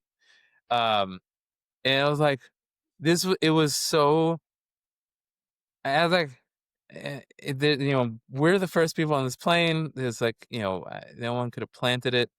Uh, not that I could think of. But in that universe that we were living in, everything becomes sort of a sign. So if our flight's delayed, it's demonic intervention. They don't want us to get there. So it's like, oh, there's a piece of paper on the ground. It's meant for us. We were just dealing with demons, and now somebody's looking out for us. But yeah, everything became uh, a possible. Some of it a joke, but some of it just like, what does all this mean? Stuff. Yeah. Yeah, But I intense. mean, in the end, like, what does all this mean to everybody? Like, why do you think, is it just trying to understand, you know, the human condition and like what happens when you die, or is there like a comfort and connection to people that have passed, or from your guys' view, like, what do you think this means? Like, and why do you think it's still a mystery for everybody, but yet so meaningful still? I mean, it's the great unknown, right? Nobody gets out alive in this life for sure, and so we're all in it together. But like Shah said, we're in our four dimensions, and I don't know. Well, We're supposedly there might be 10 dimensions. sure there's I so mean, many there's that we debate. don't. Might be more dimensions. Yeah, we're in the multiverse, right? I mean, it's all just a limited view from here, but I I mean, think TikTok's its own dimension as it is. I think that, the glimpses people have had of the people who die and come back, or, that idea that there's a white light and it's all love and we're all connected, or it's peaceful and harmonious. And the religious versions that you talked about, is it just heaven and hell, have made everybody curious about it. I think that because it is still unknown, we just wonder, and we kind of get these glimpses of what we think it might be, but um, I don't think anybody really knows. And then reincarnation's a whole other channel in that story. But um, I I think for me it was trying to get a glimpse into some of that, and then feeling like it's a bigger mystery. The more I got exposed to it, the more confusing and mysterious it became. So I don't have many answers from spending a lot of time in that space. Um, but I do think that it's there's something out there, and it is energetic. So that's where I stand. Yeah, that's yeah. Uh, Ben always has a great way of looking at things in the terms of like the human story, which I love. Um, but it's true. It's like we're, I think, I guess maybe adding to that. Yeah, we're always there. There's so many facets to that, ways with which people can be curious about the paranormal, and will always continue to be. One is from a selfish kind of like self-serving standpoint, where like they want confirmation that there is somewhere that it's not the end. Like this isn't the end. So you hear stories that are just so unconfirmable. It's just hearsay and maybe religious text or wherever. But like paranormal gives some credence to the idea that, oh, well, maybe this isn't the end. Like, no, I'm just going to latch on to any kind of proof that this is in fact not the end. So there's that self-serving standpoint. There's like that conspiratorial mindset where it's just like another book of mysteries to unlock, where it's satisfying in that regard. Just a pure, human condition of active curiosity. We always want to like understand and know everything. And so when you start to, open the door to the paranormal, it's a new mystery to unravel. And then there's just contextual knowledge. Like to understand a thing, you kind of need to understand what it's surrounded by. And so to understand us, maybe it's like it is also important to understand this physical lived condition. It's important to understand the spiritual condition with which we're contextualized by, or that we're surrounded with. Or maybe it's the other way around. It's the spiritual realm that's contextualized by us. But I think just all of those, there's so many different ways to be fascinated with the paranormal. No two people are fascinated by the paranormal for any like singular reason. So I think that's another part of the epic story, is that it's a tapestry. It's a big spectrum of ways to engage with the paranormal, and that's the cool. Tying it all back to the beginning, like with what Ben said, it, and that was what accounted for all the different kinds of paranormal shows we shot, because you can engage with the paranormal in so many different ways, from like just the human affectations of a spiritual experience, from a biblical standpoint. I did like a Tibetan Book of the Dead show a long time ago, which was a fun one. That was just more factual, um, about the Tibetan Book of the Dead. But yeah, like there's so many ways to tell that story, because it is such, like humankind, we're we're multifaceted, and we're just you know we have such a wide range of lived experiences that come from so many different places. So there'll never be an end to how to experience the paranormal, or how to enjoy it, get satisfaction out of it. It's weird that it went away from a network perspective when it just didn't become financially viable for him. But as a people, we'll never stop being interested in it. Would you do another ghost show again? Like if you had the opportunity? For nostalgic reasons, if it's with Ben, I would. Yeah, if I could do it the way I'd want to do it, I retired myself from it for a while, for sure. I'd had enough. I kind of hit my limit. Um, but then, like I said, I got dusted off. when they wanted to bring all this stuff back, and I didn't enjoy it as much. It was a moment in time, I think, for me. And I don't know, you guys have been in the field long periods of time, and there's just days where you're just scratching your head like, why am I here? And there's days where you're like, oh, so that was a good day. And I think, yeah, it'd have to be the right crew, the right storytelling, and to have be able to tell the story authentically would probably get me back in it. But And is there new equipment that you could use that would make it different or fun? yeah, there is. There is. I mean, you can't believe, but right, the Sony FX9 has a base ISO of 4 or 5,000. I mean, you just can't believe that equipment's gotten to where it is. I mean, it's just, You can shoot it in the vacuum of space and it'll still be lit. yeah, yeah. It's like putting lights in there almost make it too much. But yeah, sound wise, I don't know. I haven't kept up with developments in audio, but camera wise, yeah, there's lenses that are really fast, and there's cameras that are really fast, and that would help because the audience expects a certain amount of drama. You know, I mean, you aren't going to shoot a paranormal show at noon and hope for it to be successful. So it's you need that flashlight under the chin to walk around and make it spooky. So. Which we literally tried. We did do a flashlight under the chin moment in an early episode. Where it's like, Brad, so just so you know, Brad from Ghost Lab, so he's one of the characters. He still has his wand on. It's magnetic, and he has it mounted to his fridge right now. Like I was staying at his house this last weekend, and he still has that without the diff on it. But yeah, it's magnetically mounted to his fridge. He still uses it for things around the house. yeah, because their show Ghost Lab was about the science, right? We just tricked these guys out with all sorts of weird technology, and so they were wearing cameras and they had their own lighting, and so they could run down a hallway away from the crew and still get usable footage. So he's got that flashlight. That's so funny. With the cone on it, it looked like you Gotta could put it land a under the plane with that chin. thing. I love that. You're just like, yeah, it's a ghost show. You gotta shoot the, gotta use the But the brilliant flashlight. thing Ben did though, so even when you're not like actively, so like for Paranormal State, he had them with the Coleman lantern.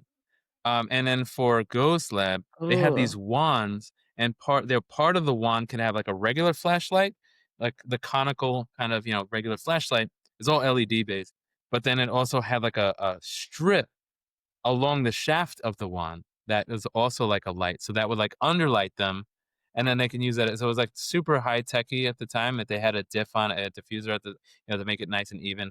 So it still provided that unlight. But what Ben, when we were talking earlier about a full wolf, is so he would also like there's this hilarious moment where the other camera operator was trying to spend his time racking his brain, trying to light a scene, and he's Might have been overthinking it. some mirrors in the room. There was something going on. Yeah. Yeah, something going. He's overthinking it, and then literally takes the standing lamp and he drops it on the floor and he goes, "It's lit. Let's go. Let's shoot this." And then like you put the lantern on the floor. It's like, and that's a full wolf. When you just use a practical and just like drop it like it's hot, and then like let that underlight the scene, and then like it's lit. And we did this with the old Panasonic tape based ones, and it's with the with the small sensors, and it still just looked magical.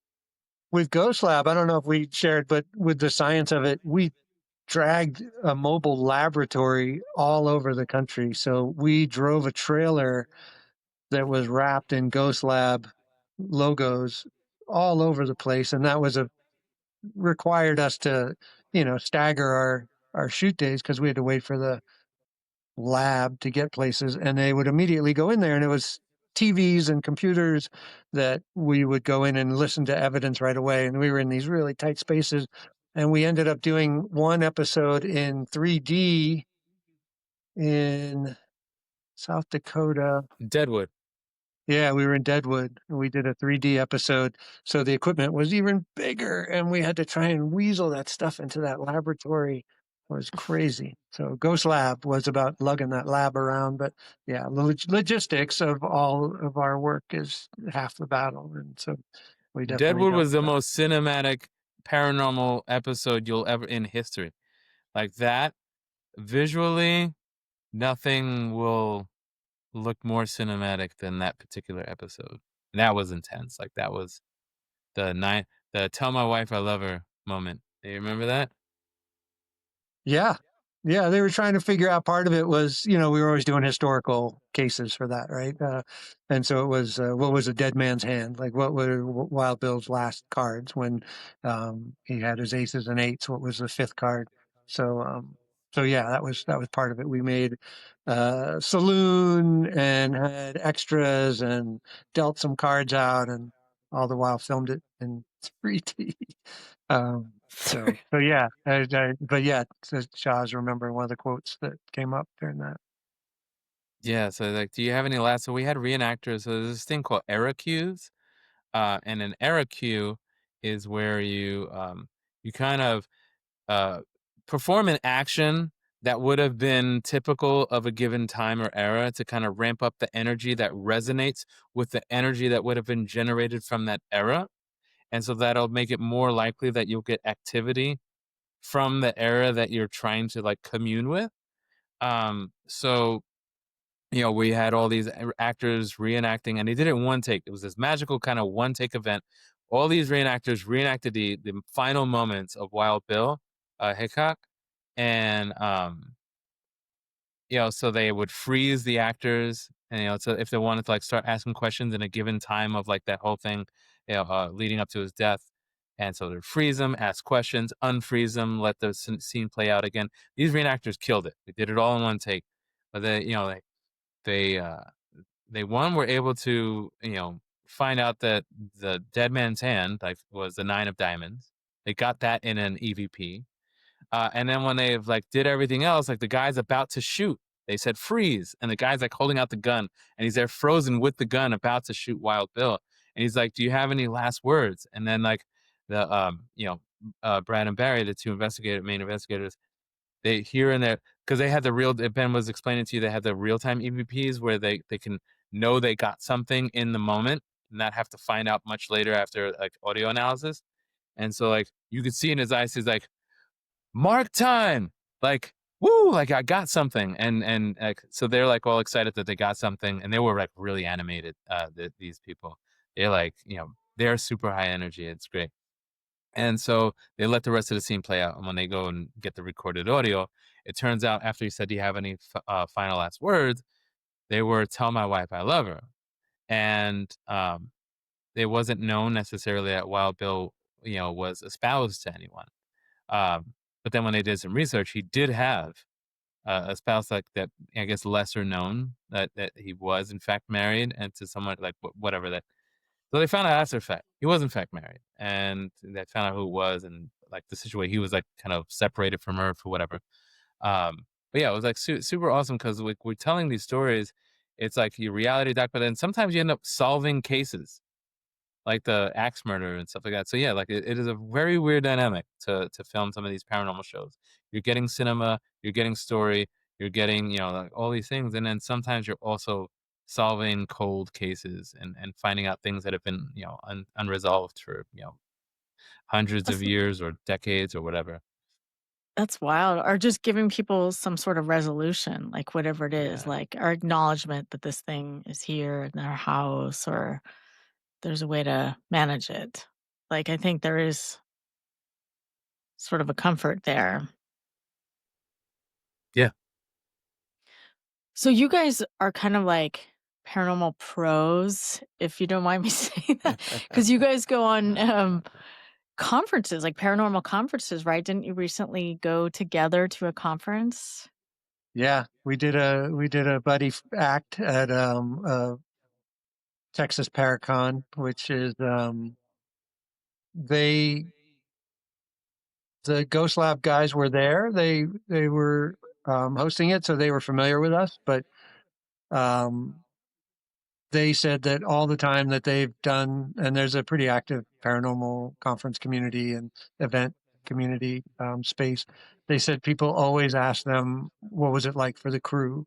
And so they tell crew stories all the time. And they said, well, why don't we just bring some of the crew in and they can share their stories firsthand? So um, it's not always the evidence. It's like what happened behind the scenes that people are curious about. And so we got invited down to, yeah, to dust off some stories. And I don't know, man, it's more than filming a TV show once you go to these events. I mean, there are people that are into Bigfoot, into UFOs, into, anything that's unexplained. And so it's a real X-Files kind of vibe that is going on at these things. And a lot of the folks that are personalities on TV make a living, support their income by signing autographs and posing for pictures and having a booth and doing the VIP experience. So Shah and I were lumped in. We were part of the VIPs. So if you paid the little extra to hang with the VIPs, you got to go bowling with us one night and could pick our brain about all kinds of stories. And yeah, it was Was it That's at great. 2 fun. a.m.? Did you go bowling at 2 a.m.? Too It scary. should have Too been. scary. Won't do it. Yeah, Hey, no. No, Well, Cosmic it was, bowling. Shah did some fine karaoke and entertained the masses. And yeah, I was exhausted. I'd come from a shoot, but we were treated well. And I don't know, it's hard to feel like something we filmed almost 20 years ago still matters to people, but it does. Yeah, they all want to know stories from these unexplained. And what was it like? Because maybe they've had their own, or maybe they're just trying to perpetuate the genre. But there's a lot of interest still in ghosts. Can we expect to see a Paranormal Pros YouTube channel? Oh, yeah. Josh got his own. He's off on a new venture, man. He's out of the industry, so I'm not sure it's where he wants to head. Yeah, There's always time. You Yeah. can eke out for yeah, the little podcast. yeah, yeah. Yeah, what Might as well. are you guys doing now after all this excitement, all these years of filming paranormal? Like, does anything compare? Like, what are you doing, Shaw? Yeah, so I made the leap from film and TV to the tech industry. First as a software engineer, and I became a senior software engineer. Then I moved into technical product management. So like a bit more of like the blend between like the technical and the business side of product development. And started working more with like AI. So I was working at Yahoo for about 7 years, and started in the early days of AI, getting to use machine learning models and stuff to kind of power some of the products that people use day in and day out. A lot of Yahoo's content is kind of personalized using machine learning models and stuff. So realizing that I'd left Yahoo, and then taking all that early machine learning and AI knowledge, I started a company called Luminate, which is a company where I build AI software solutions, software, web development, and regular automations for companies that want to scale their businesses and build products that can optimize their business models. So yeah, it's been a fun venture. It's been totally different from from the paranormal, but one thing I do love and where it all ties into to that, the like AI and where the industry is going is kind of a bit of the unseen forces driving driving everything, and AI is a bit of the unseen forces, and paranormal is a bit of the unseen forces, and I'm just helping navigate it. So there is a bit of a tie in there, and then film and TV is storytelling and products, good products, and a good company is storytelling. Like the best products that you can help people build are the ones that kind of extend their story in a natural way. Things that you can use into a good product is one that you use intuitively and helps you solve a problem that gets you about your day and helps you just tell that better story about your day. So good product development. I think film and TV has helped make me a better product developer, infinitely so. So I did have that advantage, and part of the reason why they did hire me at Yahoo is just my ability to, like, my resume was different than everyone else's. and the way I like designed it. So just good storytelling and understanding of the human condition made me approach the tech industry so much differently than someone who just was a computer science major or a grad. So yeah, somehow it was a natural transition, and I was always a techie in sound, you know, so kind of That's worked out. great. Well, It's cool. congratulations. Yeah, and he's being modest. He's just got a super sharp, quick mind, and so that is like it's its own computer. So that he could get that out of his head and into somebody's office space makes total sense to me. Yeah. Thank you.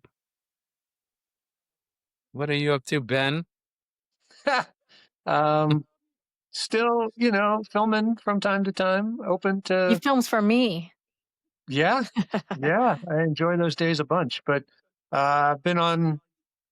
What's been nice that I don't travel as much. After I do travel, I just sort of stay in one place for a while. We had days and years of just running week to week to week. But also around that, a couple years ago, my wife and I started a mushroom supplement company, and it's great. It's super high quality, and we find it to be a benefit for the world, and it's something that we're passionate about. And so we're in our third or fourth year of um, running this company, and so I do that. And when TV work falls in my lap, I do that. But I don't really hustle for TV work. It's just sort of what comes around. So the industry's cratered, and it's would be futile for me to try and make a full-time TV career. But I've consulted with Shah's AI company. He's super great at helping a business get focused. And Nicole my wife does the company full time, and we've started to carve out our own roles within it. But yeah, we believe in the power of mushrooms to heal a lot of things that are going on with folks, and make a set calmer. Whenever people take them and bring them to set, and everybody does our mushrooms in their drink, it makes for a much gentler environment. Wolf What's the name of your Medicinals. mushroom company? Oh, yeah. Where can I find them?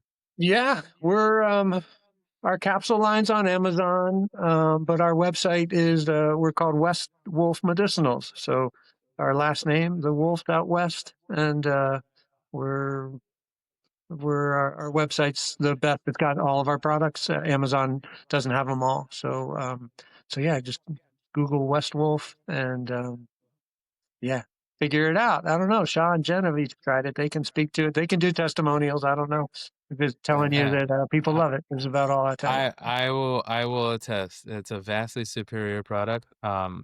It's gonna destroys mud water and all these other things. And then any of the ones that claim like they do the coffee blend mixed with the mushroom powder, you're just burning through it's in your coffee and you're like your or your morning beverage of choice, as Ben likes to say.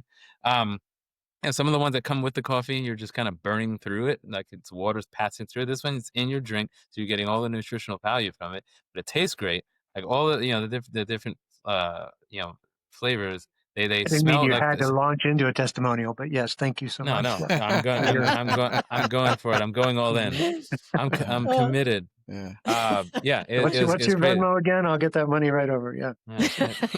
No, but it's super great This because is our first commercial here on the I've Hotsheet. tried. I don't know about you guys. I've tried different ones, and but they're yeah.